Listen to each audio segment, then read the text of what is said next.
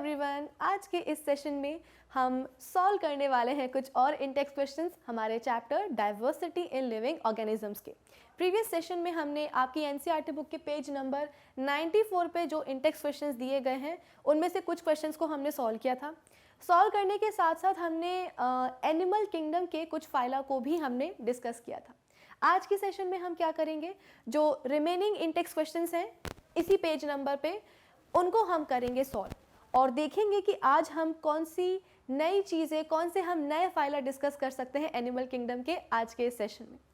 तो चलिए फटाफट से आज के इस सेशन को हम कर लेते हैं start. So this is Vibhuti Khare, welcome to Magnet Brains, जहाँ पे आपको सभी चैप्टर्स के वीडियो लेक्चर्स मिलने वाले हैं बिल्कुल फ्री ऑफ कॉस्ट। यानी कि मैग्नेट ब्रेन्स में आपको 2 चैप्टर्स पढ़ने के बाद किसी भी तरह का पेमेंट करने की या पैकेज परचेज करने की ज़रूरत बिल्कुल भी नहीं है, क्योंकि मैग्नेट ब्रेन्स आप सब तक पहुँचा रहा है क्वालिटी एजुकेशन बिल्कुल फ्री ऑफ कॉस्ट। तो इसी अच्छी बात से हम स्टार्ट करते हैं आज का हमारा ये सेशन कुछ और इंटेक्स क्वेश्चंस के साथ। तो भाई आज के सेशन में हमें इन सभी ब्यूटीफुल एनिमल्स के बारे में पढ़ना है, और भी हैं, बहुत सारे हैं, लेकिन सबसे पहले हम फोकस करेंगे अपने क्वेश्चन पे। क्वेश्चन नंबर 3 क्या है हमारे पास, फर्स्ट और सेकेंड हमने प्रीवियस सेशन में डिस्कस कर लिया था। थर्ड क्वेश्चन क्या है हमारे पास, what are the differences between amphibians and reptiles. Amphibians और रेप्टाइल्स के बीच में क्या डिफरेंस है। डिफरेंस आप तभी बता पाओगे जब आपको पता होगा कि भाई एम्फीबियंस होते क्या हैं या रेप्टाइल्स कौन होते हैं। तो क्लास एम्फीबिया को बिलोंग करने वाले एनिमल्स को हम एम्फीबियंस कहते हैं और क्लास रेप्टिलिया को बिलोंग करने वाले एनिमल्स को हम रेप्टाइल्स कहते हैं। ईजी है ना। अब ये एम्फीबिया क्लास और क्लास रेप्टिलिया ये कहाँ से आया है, तो याद करो मैंने आपको प्रीवियस सेशन में बताया था कि हमारा जो एनिमल किंगडम है, इस एनिमल किंगडम में बहुत सारे एनिमल्स आते हैं, बहुत सारी स्पीशीज़ हैं, और इन सभी एनिमल्स को कुछ पॉइंट्स के बेसिस पर डिफरेंट फाइला में डिवाइड कर दिया। जैसे प्लांट किंगडम को हम डिवीजन में डिवाइड करते हैं, वैसे ही एनिमल किंगडम में जितने भी एनिमल्स हैं उनको हम डिवाइड करते हैं फाइला में। तो मैंने आपको बताया था कि हमारे पास होते हैं 11 फाइला, लेकिन हमारी किताबों में एनसीईआरटी में 11 नहीं 9 फाइला के ऊपर डिस्कशन किया गया है, 9 फाइला हमको बताया गया है। अब सवाल ये है कि 11 में से 9 कैसे बची, तो इसकी स्टोरी भी मैंने आपको बताई थी कि सबसे पहले तो एक होता है हेमिकॉर्डेटा, जो कि आपके सिलेबस में नहीं है। तो जब आप अगर बायो लोगे 10th के बाद, तो 11th में आपको ये फिर से पूरा क्लासिफिकेशन पढ़ना है और वहाँ पे जाकर के आपको एनिमल किंगडम में हेमिकॉर्डेटा फाइलम मिलेगा। अभी हमारे सिलेबस में नहीं है। तो 11 में से हम बोलते हैं कि 10 हमारे पास आ गए हेमिकॉर्डेटा को छोड़ के। फिर इसके बाद में क्या हुआ था, इनिशियली जो प्रोटोजोआन्स होते हैं जिनको हमने अभी किंगडम प्रोटिस्टा में पढ़ा है अपने प्रीवियस सेशंस में, तो इन प्रोटोजोआन्स को भी जो है ना एनिमल किंगडम के अंदर ले लिया गया था, उनका भी एक फाइलम बना दिया गया था। क्यों बना दिया गया था, क्योंकि प्रोटोजोआन्स जो होते हैं उनके पास जो सेल होता है वो कैसा होता है, यूकैरियोटिक होता है, प्लस हम बोलते हैं कि उनका मोड ऑफ न्यूट्रिशन कैसा होता है, हेटरोट्रॉपिक होता है। तो अगर हम बात करेंगे एनिमल किंगडम में आने वाले बाकी एनिमल्स की, तो उनके पास भी सेल कैसे होते हैं, यूकैरियोटिक होते हैं, प्रिमिटिव टाइप के नहीं होंगे, प्रोकैरियोटिक नहीं होंगे, यूकैरियोटिक होंगे। साथ ही साथ हम बोलते हैं कि सभी एनिमल्स का मोड ऑफ न्यूट्रिशन कैसा होता है, हेटरोट्रॉपिक होता है, यानी कि हम अपना खाना तो खुद बना नहीं सकते हैं प्लांट्स की तरह, क्लोरोफिल तो है नहीं हमारे पास। तो देखा गया कि भाई जो बाकी एनिमल्स है उनके पास भी यूकैरियोटिक सेल है, वो भी कैसे हैं, हेटरोट्रॉपिक, उनका मोड ऑफ न्यूट्रिशन है। और जो प्रोटोजोआन्स हैं उनके पास भी जो सेल है वो भी कैसा है, यूकैरियोटिक है, और वो भी कैसे होते हैं, हेटरोट्रॉप्स होते हैं। तो क्यों ना एनिमल किंगडम के अंदर ही प्रोटोजोआन्स को रख दें, तो प्रोटोजोआ नाम का एक फाइलम बना दिया गया। लेकिन फिर बाद में रियलाइज हुआ कि यार एनिमल किंगडम में आने वाले जितने भी एनिमल्स हैं ना वो कैसे होते हैं, मल्टी सेलुलर होते हैं, और प्रोटोजोआन्स कैसे होते हैं, यूनिसेलुलर होते हैं, उनके पास एक ही सेल होता है। तो फिर उनको हटा दिया गया एनिमल किंगडम से, वो फाइलम को हटा दिया गया, और फिर प्रोटिस्टा के अंदर हम प्रोटोजोआन्स को पढ़ने लगे। ठीक है, तो उस हिसाब से 11 में से हमारे पास हमारे सिलेबस में कितने आ गए फाइला 9 फाइला आ गए। ठीक है, तो इनमें से कुछ फाइलम्स को हमने अपने प्रीवियस सेशन में डिस्कस किया था। अब इसके बारे में मैंने आपको बताया था कि एक लास्ट फाइलम होता है जिसका नाम होता है कॉर्डेटा। कॉर्डेटा नाम क्यों पड़ा है, क्योंकि कॉर्डेटा में आने वाले जितने भी एनिमल्स हैं उनके पास एक रॉड लाइक स्ट्रक्चर प्रेजेंट होता है, फ्लेक्सिबल होता है, जो कि कार्टिलेज का बना होता है, और उसे हम कहते हैं नोटोकॉर्ड। तो नोटोकॉर्ड अपनी बॉडी में पोजेस करने वाले एनिमल्स को हम क्या कहते हैं, कॉर्डेट्स कहते हैं। और इन सभी कॉर्डेट्स को हमने इकट्ठा करके एक फाइलम के अंदर रख दिया, और उस फाइलम का नाम हमने क्या रख दिया, कॉर्डेटा रख दिया। ठीक है। इसके पहले जितने भी आते हैं मलस्कन्स, ठीक है, स्टारफिश वगैरह, ऑक्टोपस वगैरह, या जितने भी कीड़े मकोड़े होते हैं, ये सब कैसे होते हैं, नॉन कॉर्डेट्स होते हैं और इनके पास नोटोकॉर्ड प्रेजेंट नहीं होती है। अब ज़रूरी नहीं है कि ज़िंदगी भर, जैसे कि कॉर्डेट्स मैंने आपको बताया कि फाइलम कॉर्डेटा में आने वाले एनिमल्स जिनको हम कॉर्डेट्स कहते हैं, इनके पास नोटोकॉर्ड होती है। अब ज़रूरी बिल्कुल भी नहीं है कि ये नोटोकॉर्ड जो है वो ज़िंदगी भर इनकी बॉडी में प्रेजेंट रहे। हो सकता है कि ज़िंदगी भर भी रहे और ये भी हो सकता है कि ये नोटोकॉर्ड रिप्लेस हो जाए। तो जैसे कि मैंने आपको बताया कि जो फाइलम कॉर्डेटा है उसको फर्दर 2 सब फाइलम में डिवाइड किया गया था। एक सब फाइलम था प्रोटोकॉर्डेटा और दूसरा था वर्टिब्रेटा। तो वर्टिब्रेटा में हम बोलते हैं कि वर्टिब्रेटा में आने वाले सबसे पहले तो जो एनिमल्स हैं उनको हम वर्टिब्रेट्स कहते हैं, ठीक है। और इनमें हम बोलते हैं कि नोटोकॉर्ड जिंदगी भर प्रेजेंट नहीं होती है। कैसे? ये नोटोकॉर्ड को रिप्लेस कर दिया जाता है। लाइफ के जो अर्ली स्टेजेस होती हैं वहाँ पे नोटोकॉर्ड प्रेजेंट होगी और फिर बाद में इस नोटोकॉर्ड को पार्टली या कंप्लीटली रिप्लेस कर दिया जाता है। कौन करेगा रिप्लेस? तो हमारी बैक में डोर्सल साइड में जो वर्टिब्रल कॉलम प्रेजेंट होती है जिसको हम बैकबोन कहते हैं, ये रिप्लेस कर देती है नोटोकॉर्ड को। तो जैसे कि मैंने आपको बताया कि कॉर्डेट्स में माना नोटोकॉर्ड है, लेकिन ज़रूरी नहीं कि ज़िंदगी भर ये प्रेजेंट ही रहे। वर्टिब्रेट्स में हम बोलते हैं कि इसको नोटोकॉर्ड को रिप्लेस कर दिया जाता है। कौन रिप्लेस करता है? या तो कंप्लीटली या पार्टली। कौन करता है? वर्टिब्रल कॉलम, जिसको हम बैकबोन भी कहते हैं। आई होप इतना सबको समझ में आ गया होगा। तो ये जो वर्टिब्रेटा सब फाइलम है, इसको फर्दर इसमें आने वाले जितने भी एनिमल्स हैं, भाई देखा जाए ना तो वर्टिब्रेटा में फिशेस भी आती हैं। जितनी भी आपको फिशेस देखने को मिलती हैं ना, वो सब की सब किस में आती हैं? वर्टिब्रेटा सब फाइलम में ही आते हैं। हम भी वर्टिब्रेटा सब फाइलम में ही आते हैं। हम भी क्या है? वर्टिब्रेट्स ही तो है। हमारे पास वर्टिब्रल कॉलम नहीं है क्या? बिल्कुल है, ठीक है। तो होता क्या है कि ये जो सब फाइलम है वर्टिब्रेटा, इसको फर्दर डिवाइड कर दिया जाता है। किस में डिवाइड करा जाता है? क्लासेस में डिवाइड किया जाता है। तो अभी अभी जो मैंने आपको बताया था, क्लास एम्फीबिया, क्लास रेप्टिलिया, ये दोनों क्लासेस कहाँ से आई हैं? ये दोनों क्लासेस आई हैं वर्टिब्रेटा सब फाइलम से, ठीक है। तो आई होप ये फ्रेमवर्क मैंने आपके दिमाग में एक बना दिया है कि हम आज के सेशन में जो क्लासेस पढ़ेंगे, रेप्टिलिया, एम्फीबिया, एब्स, मैमल्स, ये क्लासेस आ कहाँ से रही हैं? ये सब की सब वर्टिब्रेटा सब फाइलम से आ रही हैं। और इन सभी के पास क्या होगी? ऑब्वियस ही बात है, नोटोकॉर्ड को रिप्लेस करके वर्टिब्रल कॉलम आ चुकी है। अब वर्टिब्रल कॉलम हम बोलते हैं कि छोटी भी हो सकती है, बड़ी भी हो सकती है। तो फर्स्ट क्लास जो होती है सब फाइलम वर्टिब्रेटा की, वो होती है पाइसेस। पाइसेस में हम बोलते हैं कि सारी फिशेस आती हैं। अब कुछ कार्टिलेजिनस फिशेस भी होती हैं, कुछ बोनी फिशेस भी होती है। कार्टिलेजिनस फिशेस का मतलब क्या होता है कि उनकी बॉडी में जो उनका स्केलेटन होगा, एंडोस्केलेटन, वो कार्टिलेज का बना होगा। कार्टिलेज क्या होता है हमको पता है। और इसके बाद में बोनी फिशेस वो होंगी जिनके अंदर जो स्केलेटन होता है, यानी कि उनका जो एंडोस्केलेटन होता है वो बोन्स का बना होगा, ठीक है। तो फर्स्ट क्लास कौन सी आई है? पाइसेस आई है। पाइसेस में सारी फिशेस आती हैं, फाइन। और हम बोलते हैं कि उनमें बोनी फिशेस भी होती हैं और कार्टिलेजिनस फिशेस भी होती हैं। इतना समझ में आया। फिर पाइसेस क्लास के बाद में नेक्स्ट हम बोलते हैं कि यहाँ पे ये गलत लिखा है, इसको आप फाइलम नहीं लिखोगे, इसको आप क्या लिखोगे? क्लास लिखोगे। इसको बिल्कुल काट देना, ये बिल्कुल गलत है, ठीक है। यहाँ पे आप क्या लिखोगे? क्लास लिखोगे। तो ये क्या है? क्लास एम्फीबिया है, फाइलम नहीं है, काट के लिख देना। ये क्या है? क्लास एम्फीबिया है। तो क्लास पाइसेस के बाद में आता है क्लास एम्फीबिया।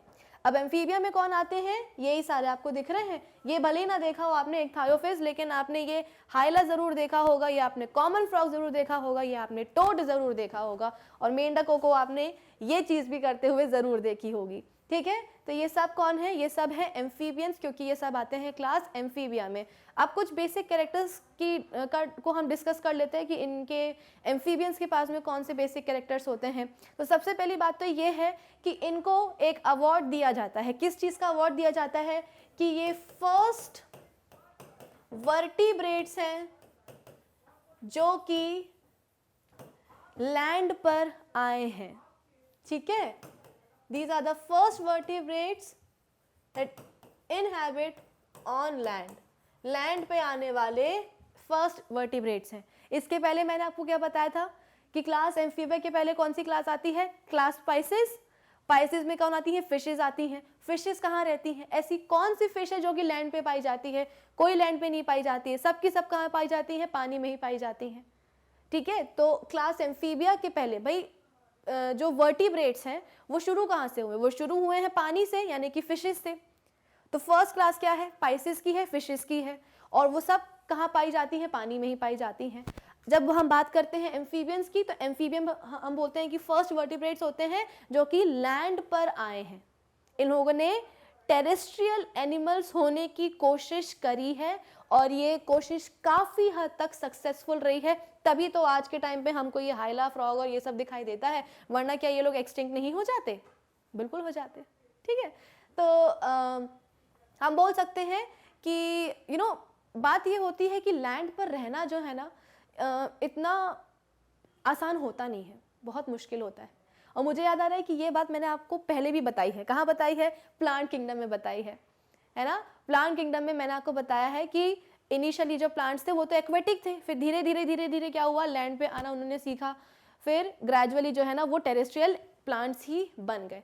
एनिमल्स के साथ भी यही होता है कि सबसे पहले तो फिशेज ही थी पानी में, लेकिन इसके बाद में फिर एनिमल्स ने सोचा कि यार कब तक पानी में रहेंगे, कभी ना कभी तो लैंड पर आना ही रहेगा ना, है ना। तो वो लैंड पर आ गए, लेकिन लैंड पर आना इतना आसान नहीं होता है। फिशेस की कैसी होती है? स्ट्रीमलाइंड बॉडीज होती है। बचपन में हम सब इस तरह की फिश बनाते हैं, है ना। तो फिशेस में हम स्ट्रीमलाइंड बॉडीज बनाते हैं। तो इनकी जो स्ट्रीमलाइंड बॉडीज होती है ना, ये पानी की जो लहरें होती हैं, पानी को चीरती हुई इनकी बॉडी जो है आगे निकल जाती है। तो स्ट्रीमलाइंड बॉडीज पानी को चीरने में काम करती है। लेकिन जब हम बात करते हैं अर्थ की, यानी कि लैंड की, ठीक है, तो लैंड पर इन स्ट्रीमलाइन बॉडीज का कोई काम नहीं होगा। ठीक है, इन स्ट्रीमलाइन बॉडीज का काम नहीं होगा। किसी मछली को अगर आप बोलो कि चलो भैया चल दो आप थोड़ा सा जमीन पर, वो नहीं चल पाएगी। क्यों? क्योंकि स्ट्रीमलाइन बॉडीज चलने में हेल्प नहीं करती हैं। कब तक जो है ना रेंगते रहेंगे? तो रेंगे ना, क्रीपिंग ना करें, क्रॉलिंग ना करें, इसके लिए हम बोलते हैं कि जो एम्फीबियंस ने हिम्मत करी है पानी से लैंड पर आने की, तो लैंड पर वो आए तो हैं, लेकिन कैसे आए हैं? लिम्स लेकर के आए हैं, उनके हाथ पांव हैं। कब तक क्रीपिंग एंड क्रॉलिंग करेंगे भाई? फिशेस का काम तो चल गया, उनको तो पानी में रहना था, तो उनकी स्ट्रीमलाइन बॉडीज ने उनको हेल्प किया पानी में रहने के लिए, पानी की वेव्स या पानी को चीरने में हेल्प किया उनकी स्ट्रीमलाइन बॉडीज में। लेकिन जब बात आती है लैंड की, तो लैंड पे ये स्ट्रीमलाइन बॉडीज जो है ना काम नहीं करेंगी। तो एम्फीबियंस जो आए वो कैसे थे?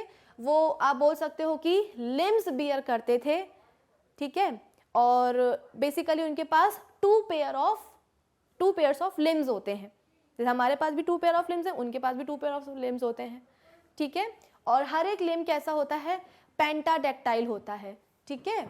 यहाँ पे मैं लिख देती हूँ कि 2 pairs of limbs are present. फिर इसके बाद में ईच लिम्ब कैसा है? Each limb is pentadactyl.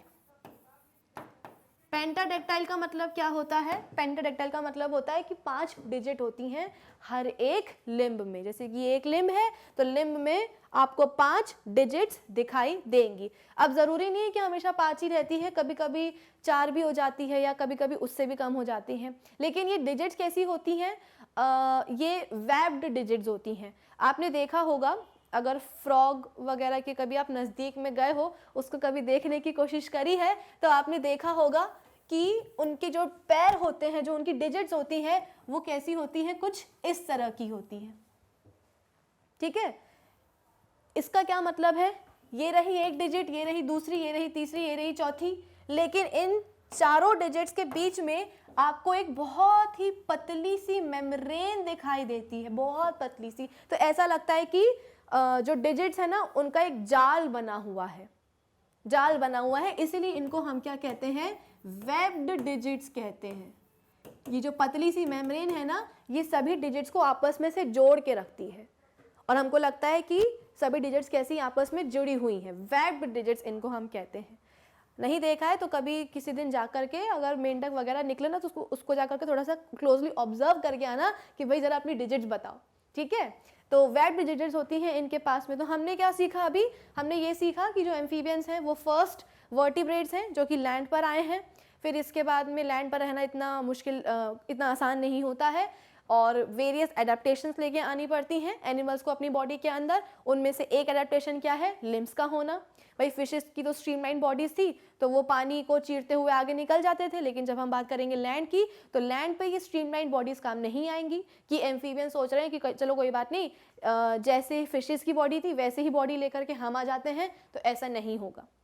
उनको ज़मीन पे चलना पड़ेगा, उचकना पड़ेगा, हॉप करना पड़ेगा, दौड़ना पड़ेगा। तो इसके लिए उनके पास क्या होना चाहिए, लिम्स होने चाहिए। तो एम्फीबियंस के पास हम बोलते हैं कि 2 पेयर ऑफ लिम्स प्रेजेंट होते हैं। ईच लिम्ब कैसी होती है, पेंटाडक्टाइल होती है, 5 डिजिट होते हैं, कभी कभी 4 भी होते हैं, उससे भी कम हो जाते हैं। ठीक है, पूरी बॉडी जो होती है वो कैसी होती है, सेगमेंटेड हो सकती है। ठीक है, वहाँ पे आपको हेड दिखाई देगा, नेक दिखाई देगा, ट्रंक दिखाई देगा और एक पूंछ भी दिखाई देगी जिसको हम क्या कहते हैं, टेल कहते हैं। कुछ एनिमल्स में, कुछ एम्फीबियंस में नेक रीजन नहीं दिखता है, तो हेड, ट्रंक और टेल में बॉडी डिवाइडेड होती है। इतना समझ में आया आपको। फिर इसके बाद में इनकी जो स्किन होती है ना, इनकी स्किन बहुत ही स्मूथ होती है, बहुत स्मूथ होती है। आप बोल सकते हो कि म्यूकस रिच होती है, तो बहुत ही सॉफ्ट होगी, स्मूथ होगी। ठीक है, और म्यूकस से रिच होती है। और हम बोलते हैं कि हाईली वेस्कुलर होती है, बेसिकली थिन होती है इनकी स्किन। क्यों इतनी क्वालिटीज़ मैं आपको बता रही हूँ इनके स्किन की, क्योंकि इनकी जो स्किन है ना, ये इनको हेल्प करती है रेस्पिरेशन में। ठीक है, एक वर्ड मैंने आपको पहले भी बताया है प्रीवियस सेशन में, क्यूटेनियस रेस्पिरेशन। क्यूटेनियस रेस्पिरेशन का मतलब होता है स्किन से रेस्पायर करना। भाई हर एक एनिमल को ऑक्सीजन की ज़रूरत है भाई, और जो मेटाबॉलिक प्रोसेसेस से सेल में जो कार्बन डाइऑक्साइड बनती है उसको बाहर निकालना ज़रूरी है। तो ये कैसे हो पाता है, ये किसी ना किसी मीडियम के कारण हो पाता है ना। ब्लड में ही हम बोलते हैं कि ऑक्सीजन आती है और फिर इसके बाद में कार्बन डाइऑक्साइड उससे बाहर निकाली जाती है। तो रेस्पिरेशन तो सबको करना है। तो अगर हम बात करते हैं एम्फीबियंस की, तो एम्फीबियंस में हमको क्यूटेनियस रेस्पिरेशन देखने को मिलता है, यानी कि स्किन के थ्रू वो रेस्पायर कर सकते हैं। इसीलिए इनकी स्किन कैसी होती है, हाईली वेस्कुलर होती है। वेस्कुलर का मतलब होता है कि स्किन में ब्लड की सप्लाई काफ़ी अच्छी होती है। ठीक है, बहुत अच्छी होती है, और इसकी वजह से इनकी स्किन पतली होगी, स्मूथ होगी और म्यूकस रिच होती है, मॉइस्ट होती है, गीली होती है। ठीक है, आई होप इतना समझ में आया होगा। अब रेस्पिरेशन की बात निकली है तो थोड़ी बात और कर लेते हैं हम। रेस्पिरेशन हम बोलते हैं कि गिल, इनसे आप बोल सकते हो कि स्किन से तो होता ही है, लेकिन साथ ही साथ हम बोलते हैं कि उनमें लंग्स भी प्रेजेंट होते हैं, तो लंग्स से भी रेस्पायर करते हैं, साथ ही साथ ये गिल्स से भी रेस्पायर करते हैं। अब आप बोलोगे कि मैम लैंड पर आ गए हैं तो गिल्स की क्या ज़रूरत है, क्योंकि हमने तो सीखा है कि गिल्स किस में प्रेजेंट होती है, फिशेस में प्रेजेंट होती है। फिशेस क्या करते हैं, गिल्स से ही रेस्पिरेशन करते हैं। फिशेस का जो रेस्पिरेटरी ऑर्गन है वो क्या है, गिल्स है। पानी जब अंदर आता है तो गिल्स से आता है, ऑक्सीजन ले लेती हैं ये गिल्स और कार्बन डाइऑक्साइड बाहर छोड़ देती हैं। तो फिशेस के लिए रेस्पिरेटरी ऑर्गन क्या है, गिल्स है। तो आप बोलोगे कि मैम एम्फीबियंस तो लैंड पर आ चुके हैं तो गिल्स की क्या ज़रूरत है, ज़रूरत है, क्योंकि एम्फीबियंस लैंड पर तो आ गए हैं लेकिन बीच बीच में उनको पानी में जाने की ज़रूरत पड़ जाती है। क्यों ज़रूरत पड़ जाती है, ये जो वर्ड है ना एम्फीबिया, इसको हम फिर से क्या करते हैं, डायसेक्ट करते हैं। डायसेक्ट कैसे करेंगे, तो एम्फी का मतलब होता है क्या, डुअल। एम्फी का मतलब क्या होता है, डुअल। और बाया वर्ड कहाँ से लिया गया है, बायोस से लिया गया है, और बायोस का मतलब होता है लाइफ, यानी कि ये ऐसे एनिमल्स हैं जो कि डुअल लाइफ जीते हैं, डबल लाइफ जीते हैं। इसका क्या मतलब है, लैंड पर भी रहेंगे और पानी में भी रहेंगे। पानी से ही तो निकले हैं एम्फीबियंस जो हैं, वो फिशेस से ही इन्वॉल्व हुए हैं, लेकिन इसका मतलब ये नहीं कि पानी को बिल्कुल वो छोड़ ही दें कि भैया अब हमें पानी को देखना तक नहीं है। नहीं, पानी से इनका जो कांटेक्ट है ना वो बना ही रहता है। क्यों बना रहता है, मुर्गी के अंडे आप सभी ने देखे होंगे, कुछ बच्चे खाते भी होंगे। मुर्गी के जो अंडे होते हैं उसके ऊपर शेल लगा होता है ना, तो ईजिली आप एग को जो है होल्ड कर सकते हो। अंदर का जो कंटेंट है, योक वगैरह, वाइट पोर्शन, वो उस शेल के अंदर सेफ रहता है, प्रोटेक्टेड रहता है। लेकिन अगर हम बात करेंगे मेंढकों के अंडों की, तो इनके अंडों के पास अनफॉर्चुनेटली कोई ऐसी कवरिंग नहीं होती है। तो ऑब्वियस सी बात है, एग का जो कंटेंट होता है वो बहुत डेलिकेट होगा। लैंड पे तो हम बोलते हैं कि कितनी गर्मी होती है ना, सनलाइट पड़ती रहती है। तो भाई जब सेल जो एग है उसके ऊपर कोई कवरिंग नहीं होगी, कोई शेल नहीं होगा एग के ऊपर, तो एग के सूखने के चांसेस बहुत ज़्यादा होंगे, क्योंकि सनलाइट इतनी पड़ रही है लैंड के ऊपर। तो क्या करना पड़ेगा, एग को प्रोटेक्ट करना पड़ेगा। अब शेल तो ला नहीं सकते हैं, तो क्या होगा, एग को पानी में ही रखा जाता है।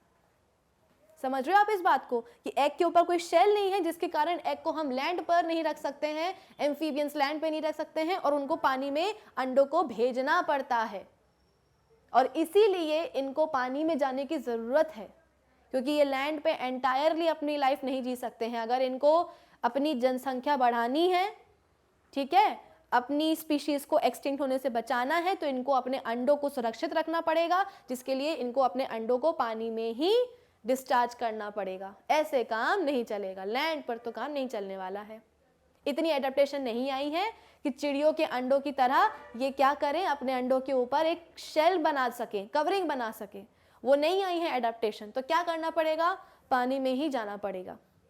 तो होता क्या है, जब इनका ब्रीडिंग सीजन आता है तो मेल और फीमेल एम्फीबियंस जो होते हैं, फीमेल एम्फीबियंस जो होती हैं वो बहुत सारे एग रिलीज कर देती हैं पानी में। जो मेल एम्फीबियंस है वो बहुत सारे स्पर्म्स रिलीज कर देते हैं पानी में, फर्टिलाइजेशन हो जाता है, ठीक है। और फिर इसके बाद में लार्वा बनता है। इनका एक लार्वा होता है जिसको हम कहते हैं टेडपोल, बड़ा फेमस है, हमेशा ध्यान रखना नाम, टेडपोल। ये टेडपोल लार्वा होता है किसका, एम्फीबियंस का, और ये टेडपोल लार्वा बन जाता है।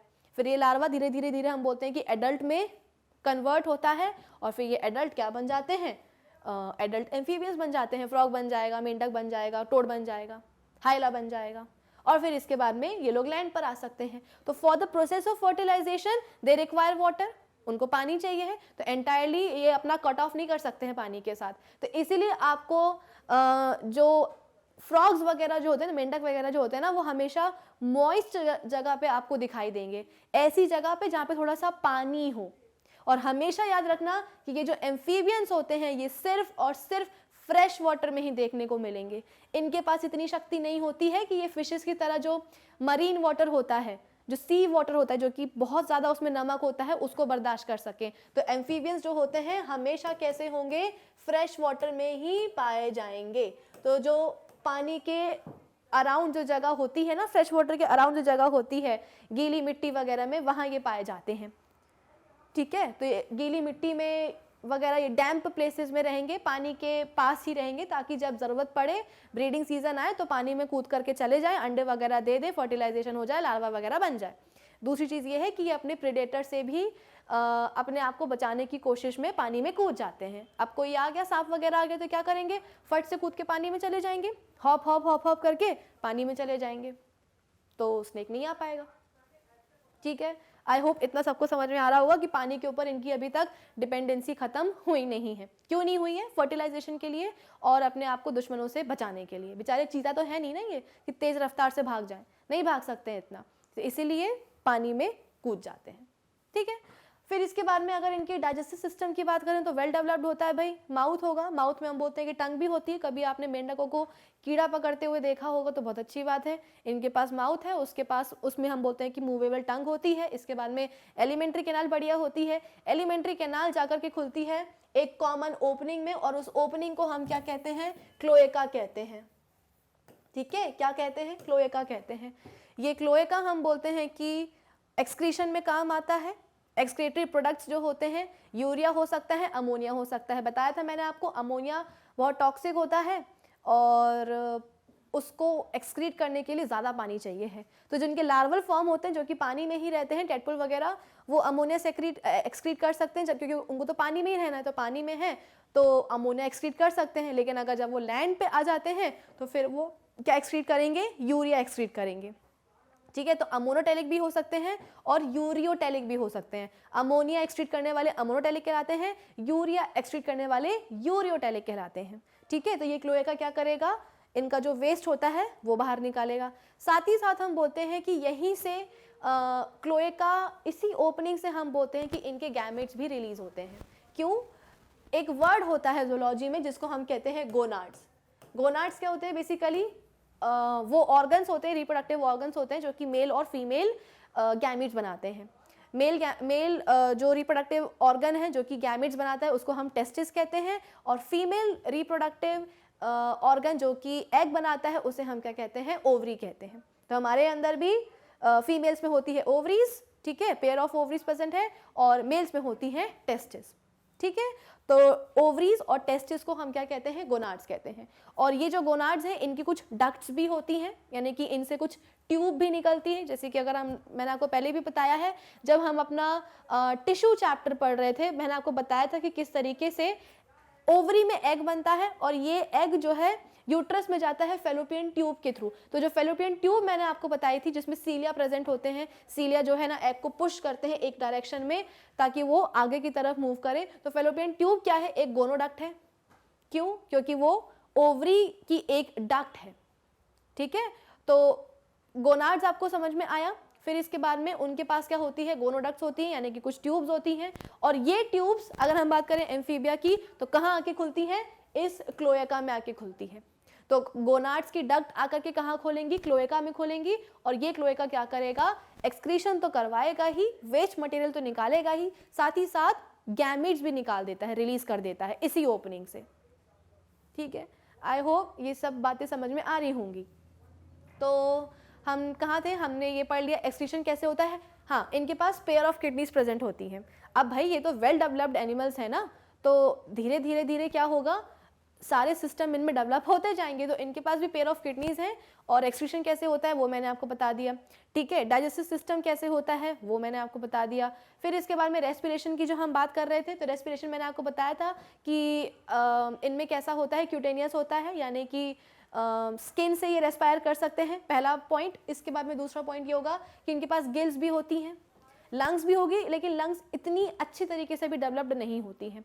फिर इसके बाद में हम बोलते हैं कि ये गिल से भी रेस्पायर करते हैं। अब आपको समझ में आया होगा कि ये गिल से रेस्पायर क्यों करते हैं, क्योंकि इनको बीच बीच में पानी में जाना पड़ता है अंडे देने के लिए, है ना, अपनी संख्या बढ़ाने के लिए इनको जाना पड़ता है पानी में। तो जब पानी में जाएंगे, गिल्स नहीं होंगी तो वहाँ पे जिएंगे कैसे, मर जाएंगे पानी में डूब के, इसलिए गिल्स भी होती हैं। तो गिल्स होंगी, लंग्स वेल डेवलप्ड नहीं होते हैं, लेकिन हाँ लंग से रेस्पिरेशन हो सकता है, स्किन से हो जाएगा। एक और जगह से इनके पास रेस्पिरेशन होता है, ये आप इमेज देख रहे होंगे, जीआईएफ देख रहे होंगे। यहाँ पे क्या हो रहा है, मेंढक जो है अपने गले को फुलाता है, फिर पिचका लेता है, फिर फुलाता है ये, फिर पिचका लेता है। ये बेसिकली यहाँ पे क्या कर रहा है, रेस्पिरेशन ही कर रहा है। इस पोर्शन को हम क्या कहते हैं, बकोफेरेंजियल रीजन कह सकते हैं। बकोफेरेंजियल रीजन का मतलब क्या होता है, बकल कैविटी और फेरिंग्स को मिलाकर के कहते हैं बकोफेरेंजियल रीजन। तो बकोफेरेंजियल रीजन की जो लाइनिंग होती है वो बहुत ही डेलिकेट होती है इनमें, तो उसके थ्रू भी रेस्पिरेशन हो जाएगा। तो ये ऑक्सीजन ले भी रहा है और कार्बन डाइऑक्साइड रिलीज भी कर रहा है। ठीक है, तो आई होप रेस्पिरेशन कैसा होता है एम्फीबियंस में ये आप सभी को समझ में आ गया होगा। रेस्पिरेशन की हमने बात कर ली है। इनका नर्वस सिस्टम भी बड़ा अच्छा होता है। ठीक है, आईज होती हैं, हेड तो प्रेजेंट है, आईज होती है, आईज के पास आईलिड्स भी होती है। आईलिड्स वो जगह होती है ना ये आई के ऊपर जहाँ पे आई शेडो वगैरह लगाया जाता है। तो अगर आपको एम्फीबियंस को आई शेडो लगाना है तो आप बिल्कुल लगा सकते हो। क्यों? क्योंकि इनकी आईज के पास आईलिड्स होती हैं, नोज होता है, ईयर होता है। ठीक है, इनके पास टिम्पैनम नहीं होता है। ठीक है, टिम्पैनम प्रेजेंट है, इसके पास एक्सटर्नल ईयर नहीं होता है, पिन्ना वगैरह नहीं होगा इनके पास। ठीक है, तो ईयरिंग्स नहीं पहन पाएंगे ये लोग अनफॉर्चुनेटली, लेकिन हाँ आई शेडो लगा सकते हैं। तो नर्वस सिस्टम बढ़िया है, सेंस ऑर्गन्स हैं और स्केलेटन भी है इनके पास।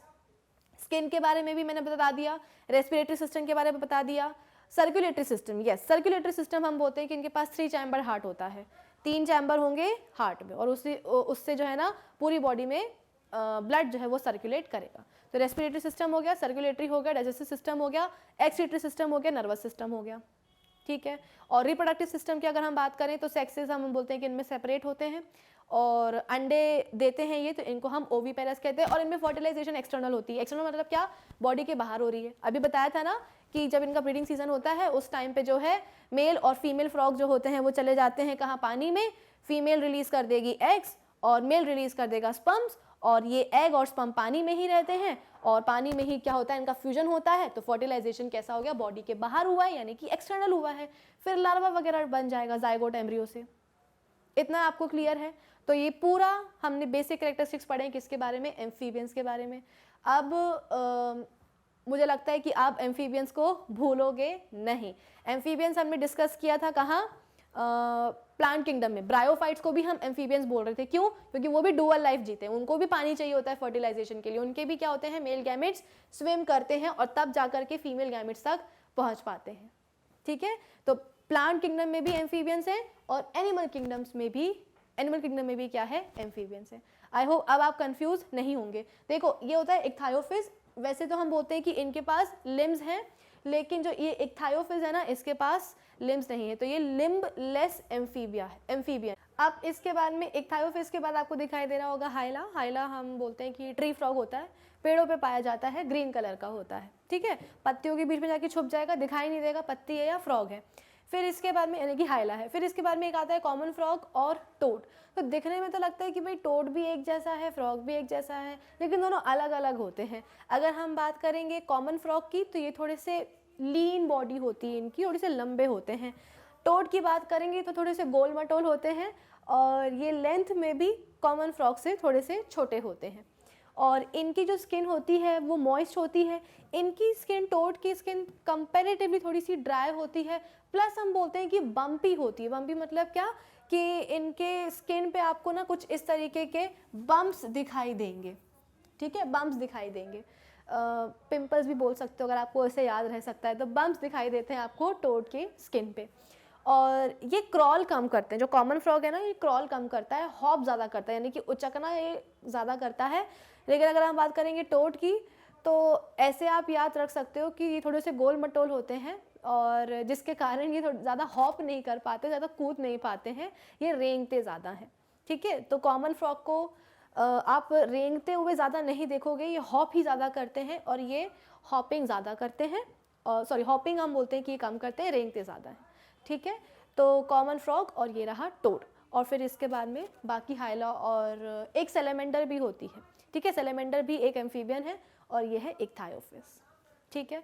तो अब मुझे लगता है कि एम्फीबियंस के बारे में हमने काफ़ी डिस्कशन कर लिया है। चलो अब हम चलते हैं अपनी नेक्स्ट क्लास के ऊपर। नेक्स्ट क्लास कौन सी है हमारी, वो है रेप्टाइल्स, यानी कि रेप्टीलिया, ठीक है, ये क्या है, क्लास है।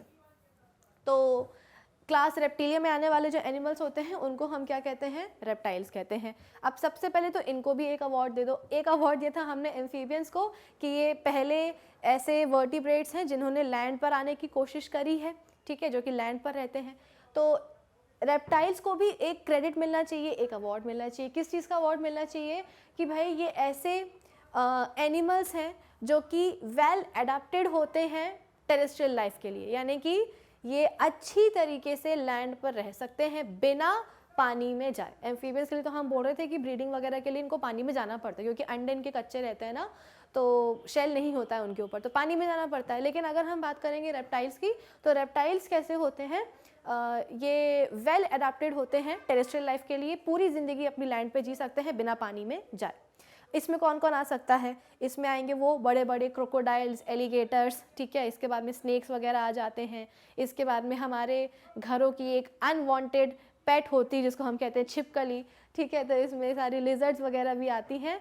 एक होती है फ्लाइंग लिजर्ड, उड़ जाती है, ये तो और ख़तरनाक होती है, वैसे लिजर्ड खतरनाक, ऊपर से ये, ठीक है, इसे हम क्या कहते हैं, ड्रैको कहते हैं। तो इसे हम फ्लाइंग लिजर्ड कहते हैं, और ड्रैको इसका दूसरा नाम है। तो ये उड़ जाती है, देखो आपको इसके विंग लाइक स्ट्रक्चर्स दिख रहे होंगे, तो ये इसको उड़ने में हेल्प करते हैं। बहुत नहीं उड़ती है हाँ, लेकिन उड़ सकती है।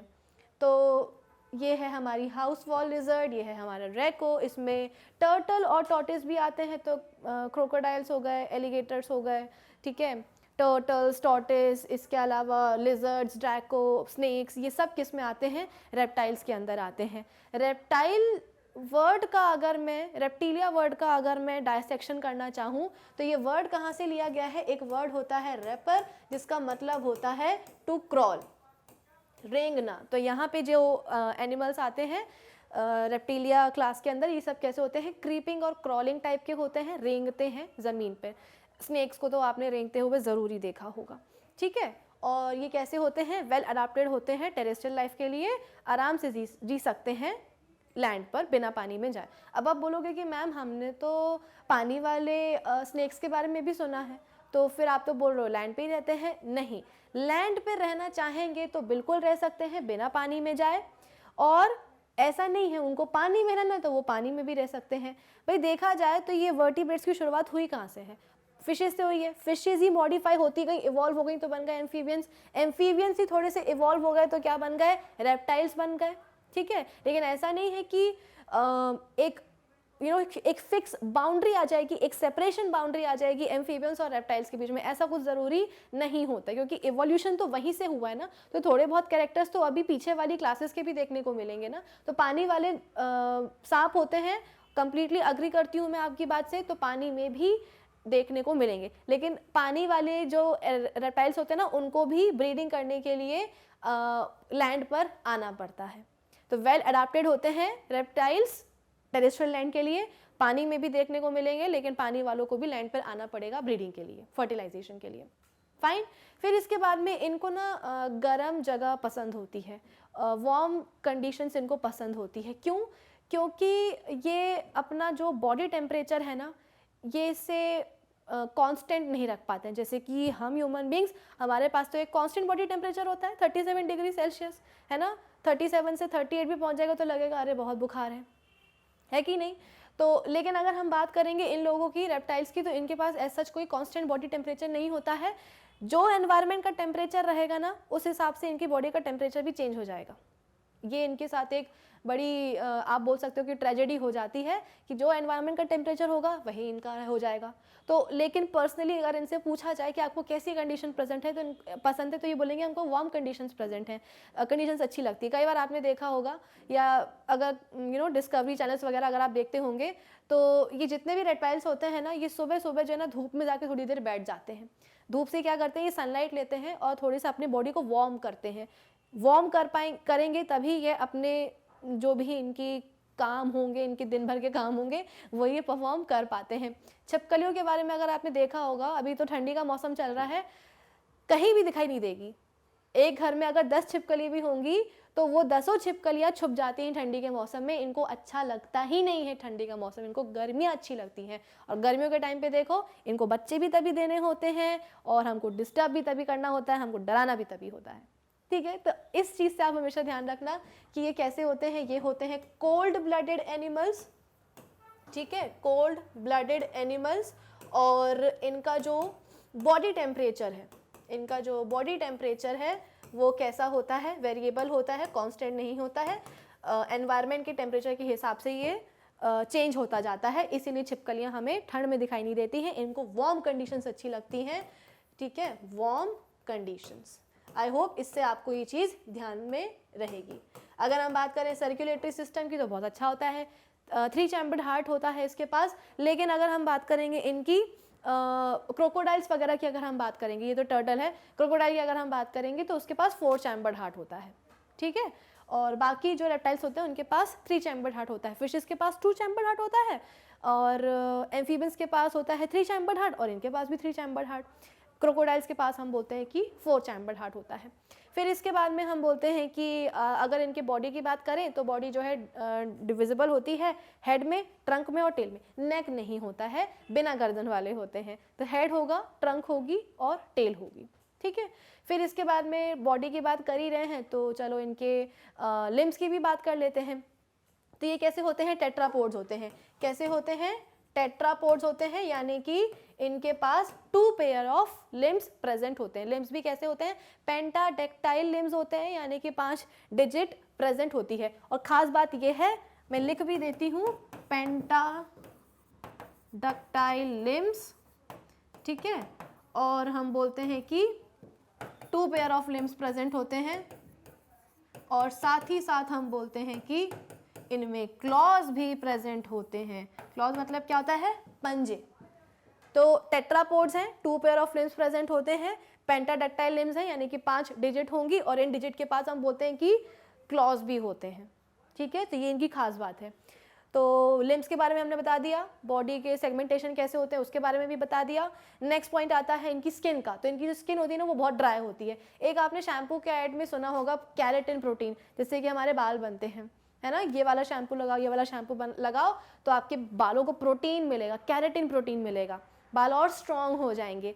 सेम कैरेटिन प्रोटीन कहाँ मिलता है, इनकी स्किन में मिलता है, ठीक है। इनकी स्किन में क्या प्रेजेंट होती हैं, स्केल्स प्रेजेंट होती हैं, स्केल्स प्रेजेंट होती हैं। और यही स्केल्स किसकी बनी होती है, कैरेटिन प्रोटीन की बनी होती है।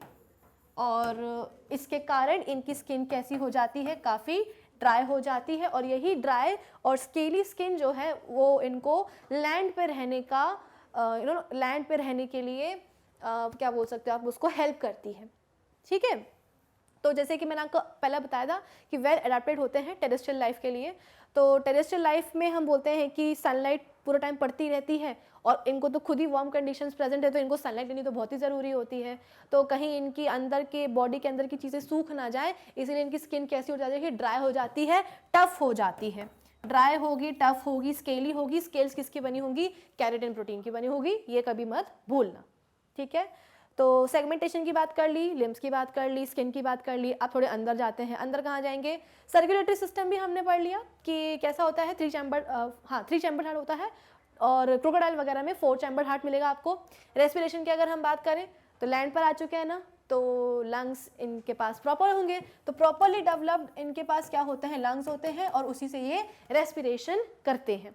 फिर इसके बाद में हम बात करते हैं डाइजेस्टिव सिस्टम की, तो बढ़िया होता है उनके पास डाइजेस्टिव सिस्टम।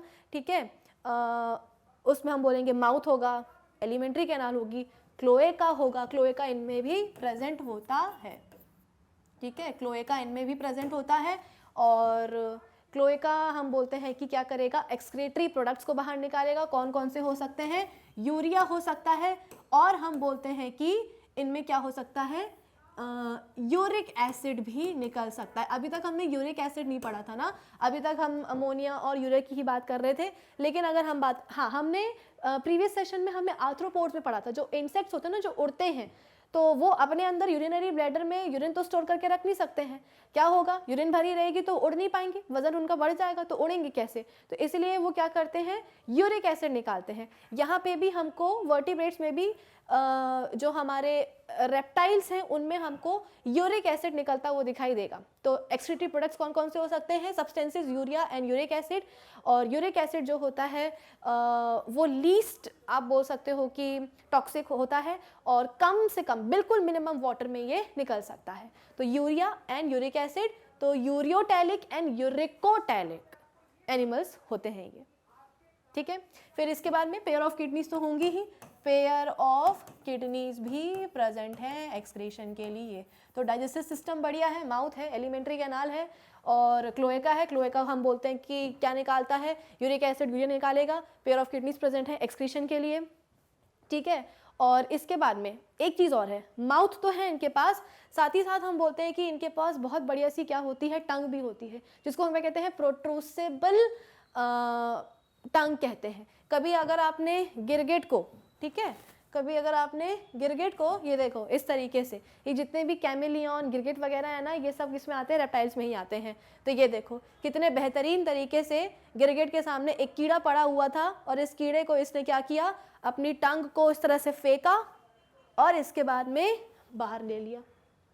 ठीक है, तो ऐसा लगता है कि इतने से तो हैं ये, और इनकी कितनी ही बड़ी टंग होगी, लेकिन ज़रा टंग की लंबाई देखो। ऐसी टंग को हम क्या कहते हैं? प्रोट्रूसिबल कहते हैं, कि बाहर फेंकेंगे और उसको अंदर ले लेंगे। इनकी जो टंग है ना, वो इनकी टिप पे प्रेजेंट होती है, हमारी तो पीछे जुड़ी होती है, इनकी टंग जो है उनकी टिप पे प्रेजेंट होती है, माउथ के टिप पे, और उसको फेंकते हैं और इंसेक्ट को ले लेते हैं। क्योंकि अगर ज़्यादा पास में जाएंगे इंसेक्ट, तो वो तो उड़ जाएंगे।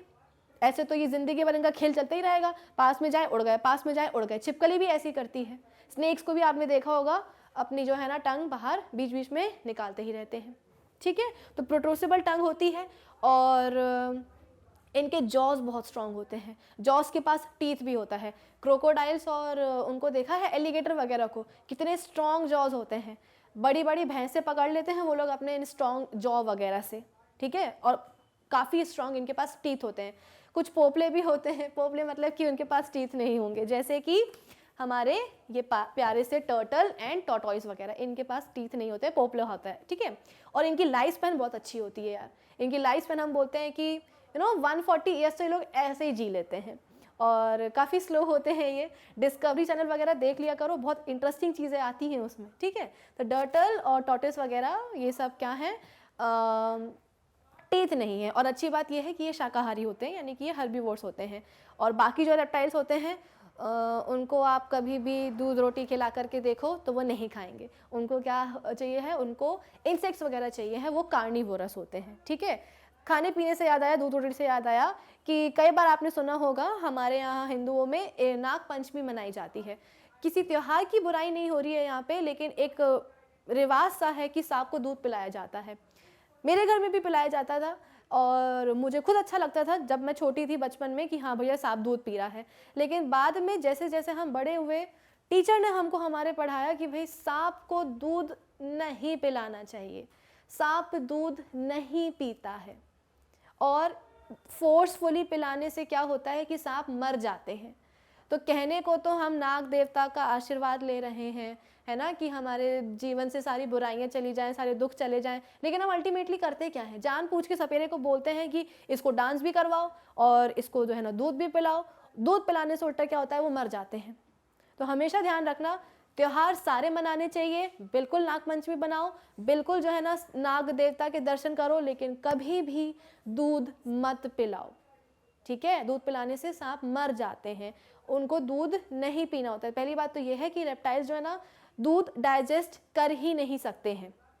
दूध जो है ना मैमल्स के लिए होता है, मैमल्स दूध बनाते हैं, गाय भैंसे इंसान, इनके बॉडी से जो है ना दूध निकलता है और केवल इन्हीं लोगों के लिए दूध होता है, बाकी लोगों को दूध की ज़रूरत नहीं होती है। तो रेप्टाइल्स, स्नेक्स वगैरह जो है ना, इनके पास ऐसा सिस्टम नहीं होता है कि ये दूध को डाइजेस्ट कर सकें, डेयरी प्रोडक्ट्स को डाइजेस्ट कर सकें, ऐसा इनके पास नहीं होता है, तो पिएंगे तो मर जाएंगे। नागपंचमी के टाइम पे बहुत टॉर्चर होता है इनके साथ में, इनको एक एक महीने तक जो है ना भूखा छोड़ दिया जाता है। इससे क्या होता है कि जैसे ही इनके सामने टोकरी से वो निकालते हैं नाग को, और जैसे ही इनके सामने दूध का कटोरा रखो, इनको कुछ समझ में नहीं आता है, क्योंकि भूखे इतने रहते हैं ना, स्टार्वेशन वो उनको करना पड़ता है, और तुरंत जो है ना उसको पी लेते हैं।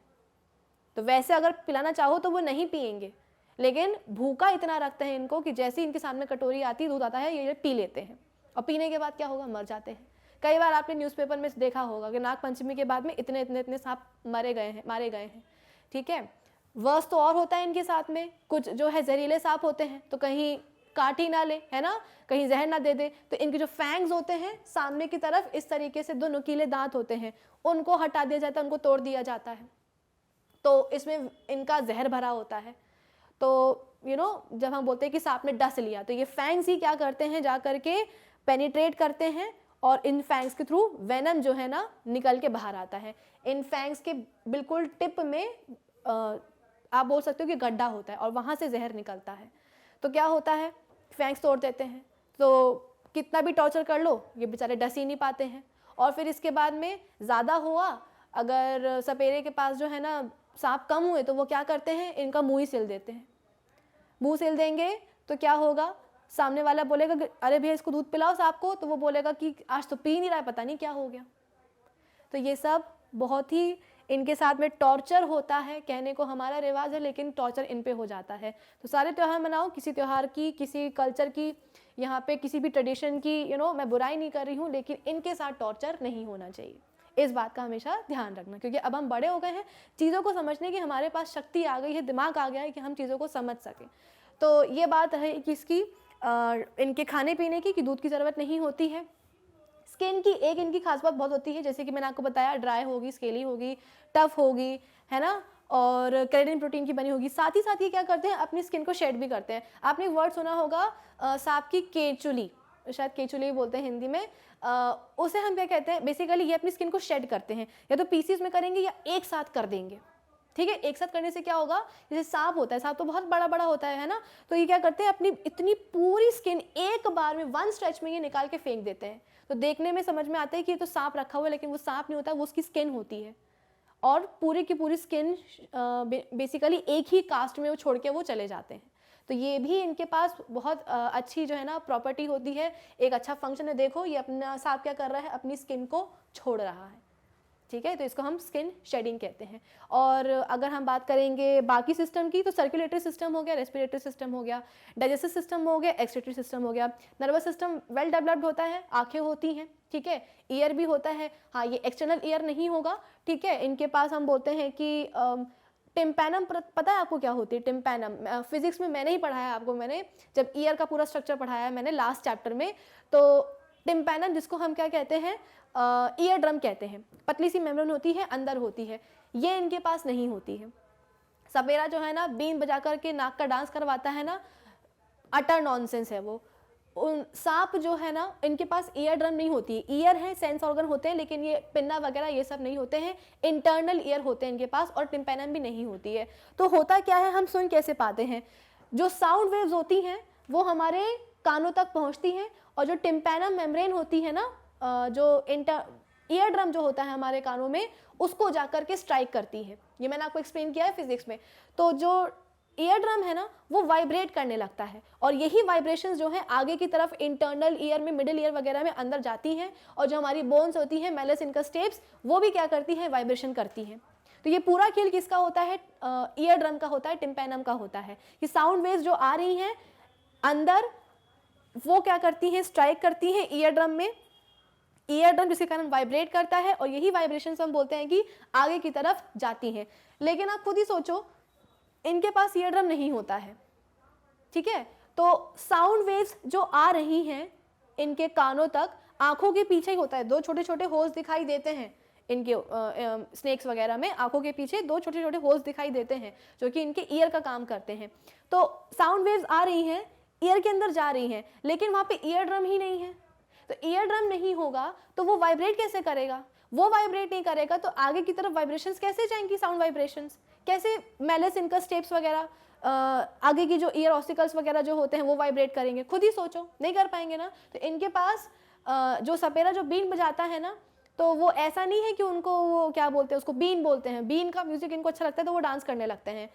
बांसुरी बजाओगे उनके सामने ऐसे ऐसे करके तो भी वो डांस करेंगे, कुछ नहीं भी बजाओगे, खाली लकड़ी लेकर के ऐसे ऐसे घुमाओगे तो भी वो डांस करेंगे, क्योंकि उनको लगता है कि उनके ऊपर कोई अटैक कर रहा है।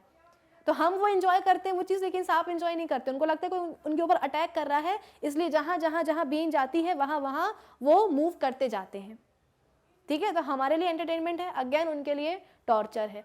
तो ये ऐसा नहीं है कि बहरे ही हो गए, बहरे नहीं है। अगर एक होता है रेटल स्नेक, रेटल स्नेक की जो टेल होती है ना, उसके एंड पे कुछ इस तरीके का स्ट्रक्चर होता है, ठीक है।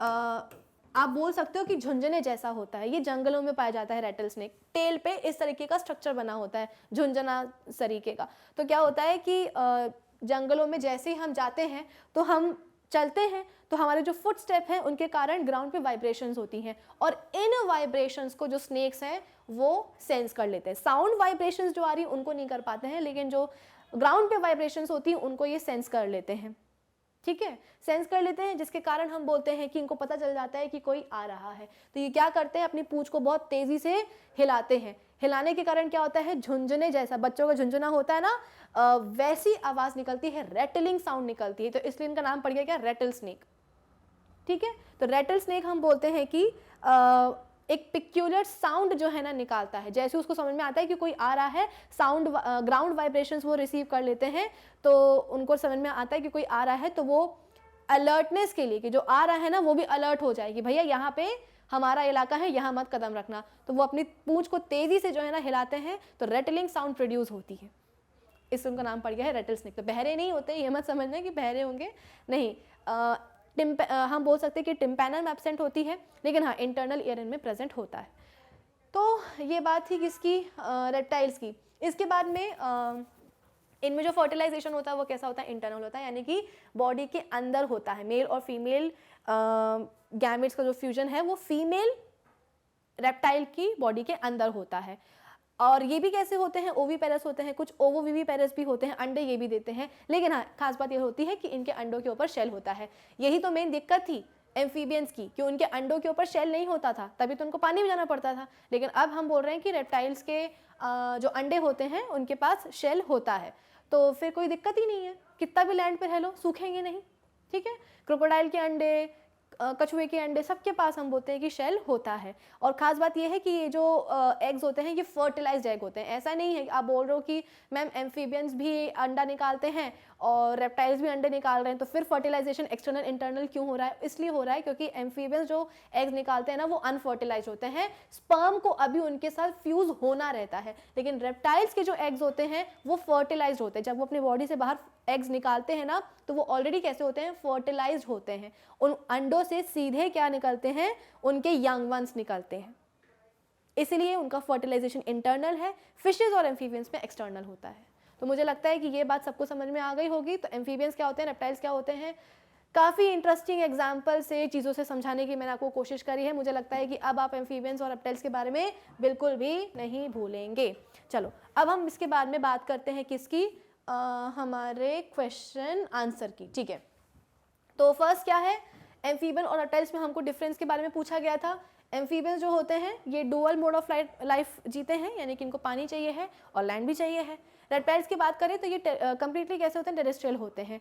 ये वेल अडेप्टेड एनिमल्स होते हैं, वर्टिब्रेट्स होते हैं फॉर टेरेस्ट्रियल लाइफ। ये सेंटेंस ध्यान रखना।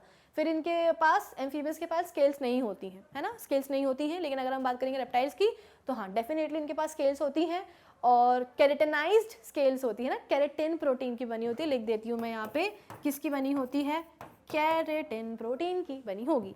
फिर इसके बाद में ये अंडे देते हैं, पानी में अंडे देंगे, और ये कहाँ अंडे देंगे, लैंड पे देंगे। खास बात ये है कि इनके एग्स में हम बोलते हैं कि क्या प्रेजेंट होता है, शेल प्रेजेंट होता है। और यहाँ आप बोल सकते हो कि एग्स में शेल नहीं होता है, devoid of shell, their eggs are devoid of shell, तभी तो सूखने का खतरा है। एक डिफरेंस और है कि यहाँ पे जो फर्टिलाइजेशन है वो कैसा होगा, एक्सटर्नल होगा, और यहाँ पे फर्टिलाइजेशन कैसा होगा भाई, इंटरनल होगा। ठीक है, आया आपको बात समझ में। और फिर नीचे कुछ एग्जांपल्स दिए गए हैं, lizard, snakes, turtles, chameleon etcetera. और यहाँ पे हम बोलते हैं कि फ्रॉग्स हैं, टोड्स हैं, सैलमेंडर्स हैं। तो मुझे लगता है कि अब आपको कोई डाउट नहीं होगा इस सवाल में। इस सवाल के साथ हमने एम्फीबिया क्लास और रेप्टिलिया क्लास दोनों को ही हमने अच्छे से रिवाइज कर लिया है। अब एक काम करते हैं, अब हम चलते हैं हमारे नेक्स्ट क्वेश्चन के ऊपर। नेक्स्ट क्वेश्चन बेसिकली अगर मैं आपको बताऊं तो वो किसके ऊपर है, वो है हमारे एव्स और मेमिलिया के ऊपर। मेमिलिया क्या है, जिसको हम बिलोंग करते हैं। मेमिलिया की खास बात क्या होती है, मेमिलिया की खास बात ये होती है कि इनके पास होते हैं मेमरी ग्लैंड्स जो कि मिल्क सेक्रीट करते हैं, और इस मिल्क से ही वो अपने यंग वंस को नरिश करते हैं। तो खास बात यही है, नाम कैसे पड़ा है मैमल्स का, यहीं से पड़ा है, मेमरी ग्लैंड की प्रेजेंस से पड़ा है। इनके पास मेमरी ग्लैंड्स होती हैं जो कि मिल्क निकालती हैं, उससे वो अपने यंग वंस को नरिश करते हैं। ठीक है, एक आपने चलो हम बाद में बात करेंगे। तो यहाँ पे हमारे पास एव्स हैं और मैमल्स है। एव्स में हम बोलते हैं कि सारी चिड़िया आ जाती हैं, छोटी से लेकर के बड़ी तक। फ्लाइटलेस बर्ड्स भी आती हैं, ऐसी जो उड़ नहीं सकती, जैसे कि ऑस्ट्रिच इतनी बड़ी होती है, कभी उड़ते हुए देखा है क्या, दौड़ जाएंगे उससे, रेस लगा लेंगे लोग उसके ऊपर बैठ के, लेकिन उड़ती नहीं है वो कभी। ठीक है, और इसके बाद में एक होती है कीवी। कीवी मतलब वो खाने वाली नहीं, ये ऑस्ट्रेलिया में मिलती है। ठीक है, एक होती है ईमू, छोटी सी होती हैं, ये भी नहीं उड़ती हैं। ठीक है, तो हम सभी एव्स बर्ड्स की बात करते हैं और फिर इसके बाद में मेमिलिया क्लास के कैरेक्टरिस्टिक्स को हम डिस्कस करते हैं। अब तो हम स्टार्ट करेंगे एव्स के कैरेक्टर्स के साथ। एव्स में हम बोलते हैं कि सारी ही चिड़िया आती हैं, सारी ही बर्ड्स आती हैं। तो इसके बेसिक कैरेक्टरिस्टिक्स क्या हो सकते हैं, देखो पहली बात तो ये है कि ये दुनिया में ऐसी कोई जगह नहीं है, कोई शहर नहीं है, कोई स्टेट नहीं है, कोई कंट्री नहीं है, कोई कॉन्टिनेंट नहीं है जहाँ पे बर्ड्स ना दिखाई दे। बर्ड्स हर जगह प्रेजेंट होती हैं। ठीक है, और अगर मैं इनके साइज़ की बात करूँ, बॉडी साइज़ की बात करूँ, तो बॉडी साइज़ भी बहुत ज़्यादा वेरिएबल होता है। अगर मैं वर्ल्ड के टॉलेस्ट बर्ड की बात करूँ तो वो ये है ऑस्ट्रिच। इसकी जो लंबाई है वो 9 फीट की होती है। एक एवरेज अगर मैं ह्यूमन बीइंग की बात करूँ, मैक्सिमम हाइट जो है 6 फीट तक जा सकती है ना। लेकिन ऑस्ट्रिच इंसानों से भी लंबी होती है, 9 फीट की होती है, और इतनी भारी होती है कि ये उड़ नहीं सकती है। तो इसे हम फ्लाइटलेस बर्ड कहते हैं। और कुछ देशों में इनके ऊपर बैठकर लोग सवारी करते हैं, इनके ऊपर रेस वगैरह लगाई जाती है। तो ये इंसानों का वज़न, कैन यू इमेजिन कि कोई एक बर्ड है जो कि इंसानों का वज़न भी जो है झेल सकती है। तो ये फ्लाइटलेस बर्ड है। इसके अलावा अगर मैं सबसे छोटी चिड़िया की बात करूँ तो वो ये है, इसका नाम क्या है, हमिंग बर्ड है। ठीक है, और इसका साइज़ आपको क्लियरली दिखाई दे रहा होगा इस इमेज से। ये है फ्लावर और ये फ्लावर का जो है नेक्टर पी रही है। तो फ्लावर का साइज़ और इसका साइज़ ऑलमोस्ट कैसा है, सेम है। तो ये बहुत छोटी सी बर्ड होती है। और कई बार ऐसा बोला जाता है कि हमिंग बर्ड की शेडो नहीं बनती है। ऐसा नहीं हो सकता कि किसी चीज़ की शेडो ना बने, दुनिया में तो ऐसी कोई चीज़ है ही नहीं। लेकिन इसके लिए बोला जाता है कि इतने तेज़ी के साथ मूव करती है, बहुत छोटी सी होती है, बहुत तेज़ी के साथ मूव करती है, यहाँ से वहाँ बहुत तेज़ी के साथ अपने विंग्स को फ्लैटर करती है कि कई बार उड़ते उड़ते इसकी परछाई जो है, इसकी शेडो नहीं बन पाती है। ठीक है, फिर इसके बाद में ऑस्ट्रिच के अलावा ईमू और कीवी ऐसी कुछ और भी बर्ड्स हैं जो कि उड़ती नहीं हैं। बाकी हम बोलते हैं कि इसमें सारी मुर्गी वगैरह सब आएंगी, ठीक है, और पिकॉक वगैरह आएगा, सब कुछ हम बोलते हैं। डक भी हम बोलते हैं कि एव्स में ही आते हैं। डक हम बोलते हैं कि पानी में रहते हैं, और लेकिन वो आएंगी कौन सी क्लास में? एव्स में ही आएंगी, ठीक है। फिर इसके बाद में हम बोलते हैं कि हमारे पास कुछ माइग्रेटरी बर्ड्स भी होती हैं, है ना, जो माइग्रेशन शो करती हैं। जब उनके कॉन्टिनेंट में अगर अच्छा मौसम नहीं होता है तो माइग्रेट करके जो है इंडिया हम बोलते हैं कि एक बहुत ही अच्छा रीजन माना जाता है माइग्रेटरी बर्ड्स के लिए। कई मतलब तरह की जो है ना स्पीशीज़ आती हैं हर साल, माइग्रेशन जो है ना शो करती हैं, और इंडिया का उनको एनवायरनमेंट अच्छा लगता है, वेदर अच्छा लगता है, उनके हिसाब का होता है, फेवरेबल होता है, तो वो अपने कॉन्टिनेंट से निकल के किलोमीटर्स जो है ट्रैवल करके, बहुत सारे किलोमीटर्स ट्रैवल करके जो है ना, थाउजेंड्स ऑफ किलोमीटर ट्रैवल करके वो हमारे कंट्री में आती है, ठीक है। तो वो माइग्रेटरी बर्ड्स होती हैं। तो बर्ड्स का जो है ना बहुत ही कूल लाइफ होती है, अलग अलग कलर्स की होती हैं, अलग अलग साइज़ की होती है, जैसे कि मैंने आपको बताया है बॉडी साइज़ बहुत ज़्यादा वेरी करेगा। अब अगर इनके कुछ मेन कैरेक्टर्स की बात करें तो इनकी जो पूरी बॉडी होती है वो डिवाइडेड होती है किसमें? हेड में, इसके बाद में होता है नेक, इसके बाद में होता है ट्रंक, ठीक है, नेक के बाद होता है कौन? ट्रंक, और फिर उसके बाद में होती है टेल। तो हेड की अगर हम बात करें तो छोटा होगा, राउंड होगा। नेक की बात हम करें तो बहुत ज़्यादा फ्लेक्सिबल होता है। अगर कभी आपने अपने घर में पैरेट वगैरह पाला हो तो उसमें आपने देखा होगा कि जो पैरेट हैं वो अपने आप को उनकी कंटिन्यूसली, उनके जो फेदर्स होते हैं उनकी बॉडी में, उनकी कंटिन्यूसली क्लीनिंग प्रोसेस चलती रहती है। अब वो बेचारे क्या करें, उनकी लाइफ में करने के लिए है ही क्या, है ना, पढ़ाई लिखाई तो उनको करनी नहीं रहती, तो कुछ ना कुछ तो वो करेंगे दिन भर। तो वो क्या करेंगे, अपनी बॉडी को ही वो क्या करते रहते हैं, साफ़ करते रहते हैं, फेदर्स को साफ़ करते रहेंगे। तो इनका जो नेक है वो बहुत ज़्यादा पीछे की तरफ जो है ना रोटेट हो जाता है। आउल उसका तो सबसे ज़्यादा हम बोलते हैं कि रोटेट हो जाता है। तो इनका जो नेक रीजन है वो बहुत ज़्यादा फ्लेक्सिबल होता है। फिर इसके बाद में ट्रंक इनका थोड़ा सा कॉम्पैक्ट होता है, और फिर इसके बाद में हम बोलते हैं पीछे टेल आती है। फाइन। फिर इसके बाद में हम बोलते हैं कि ये भी टेट्रापोड्स होते हैं। टेट्रापोड्स मतलब क्या? टेट्रापोड्स मतलब कि इनके पास भी होते हैं 2 पेयर्स ऑफ लिम्स। टोटल हम बोलते हैं इनके पास 4 लिम्स होते हैं टेट्रापोड्स, इसीलिए इनको नाम दिया गया है। 2 पेयर्स ऑफ लिम्स होते हैं। लेकिन आप बोलोगे कि मैम हमको तो 2 ही पेयर दिखाई देते हैं, 2 ही लिम्स दिखाई देते हैं, एक ही पेयर दिखाई देता है, तो दूसरा कहाँ गया? तो जो आपको इनके विंग्स दिखाई देते हैं ना, जिनसे ये उड़ते हैं, वो विंग्स कहाँ से आए हैं? वो जो 4 लिम्ब होते हैं ना, आगे वाले लिम्ब जो होते हैं वही मॉडिफाई होकर के क्या बन जाते हैं? विंग्स बन जाते हैं। तो ये भी टेट्रापोड्स हैं, इनके पास भी 2 पेयर ऑफ लिम्स हैं, लेकिन जो 4 लिम्स हैं, ऊपर वाले जो लिम्स हैं, पेयर है, वो मॉडिफाई हो जाता है किस में? विंग्स में। तो विंग्स जो है उड़ने में मदद करेंगे। और इसके बाद में जो सेकेंड पेयर रह गया है, यानी कि जो हाइंड लिम्स रह गए हैं, वो फिर इनको जो है ना इनकी बॉडी को सपोर्ट करेंगे, इनको वॉकिंग वगैरह में हेल्प करेंगे, ठीक है। और साथ ही साथ इनको हम स्विमिंग में भी हेल्प करते हैं। भाई जो डक वगैरह जो होती है उनको तो पानी में स्विम करना रहता है ना, तो जो एक पेयर ऑफ लिम्ब रह गया है और उसको हम हाइंड लिम्स कहते हैं, तो वो बेसिकली वॉकिंग में, स्विमिंग वगैरह में हेल्प करती है। लिम्स की अगर बात निकली है तो हम ये भी डिस्कस कर लेते हैं कि लिम्स में जो है ना डिजिट्स होती हैं, ठीक है, ऑब्वियसली बात है। और कितनी डिजिट्स होंगी? 4 डिजिट्स होंगी, ठीक है। तो अभी तक हम पढ़ते आ रहे थे पेंटाडेक्टाइल वगैरह, है ना, एम्फीबियंस में भी हमने पढ़ा, और हमने किस में पढ़ा था? रेप्टाइल्स में भी हमने पढ़ा था। इनके पास जो लिम्स होते हैं, हर एक लिम्ब में हम बोलते हैं कि 4 डिजिट्स होते हैं। और ख़ास बात क्या है कि यहाँ पे भी क्लॉस प्रेजेंट होते हैं, पंजे प्रेजेंट होते हैं, ठीक है। तो 4 डिजिट्स होंगे और इन चारों डिजिट्स में हम बोलते हैं कि क्लॉज होंगे। और जो जो वो होती है ईगल वगैरह, वल्चर वगैरह, इनके क्लॉज तो बहुत ही ज़्यादा स्ट्रॉन्ग होते हैं और अपने शिकार को जो है ये बहुत कस के पकड़ लेते हैं।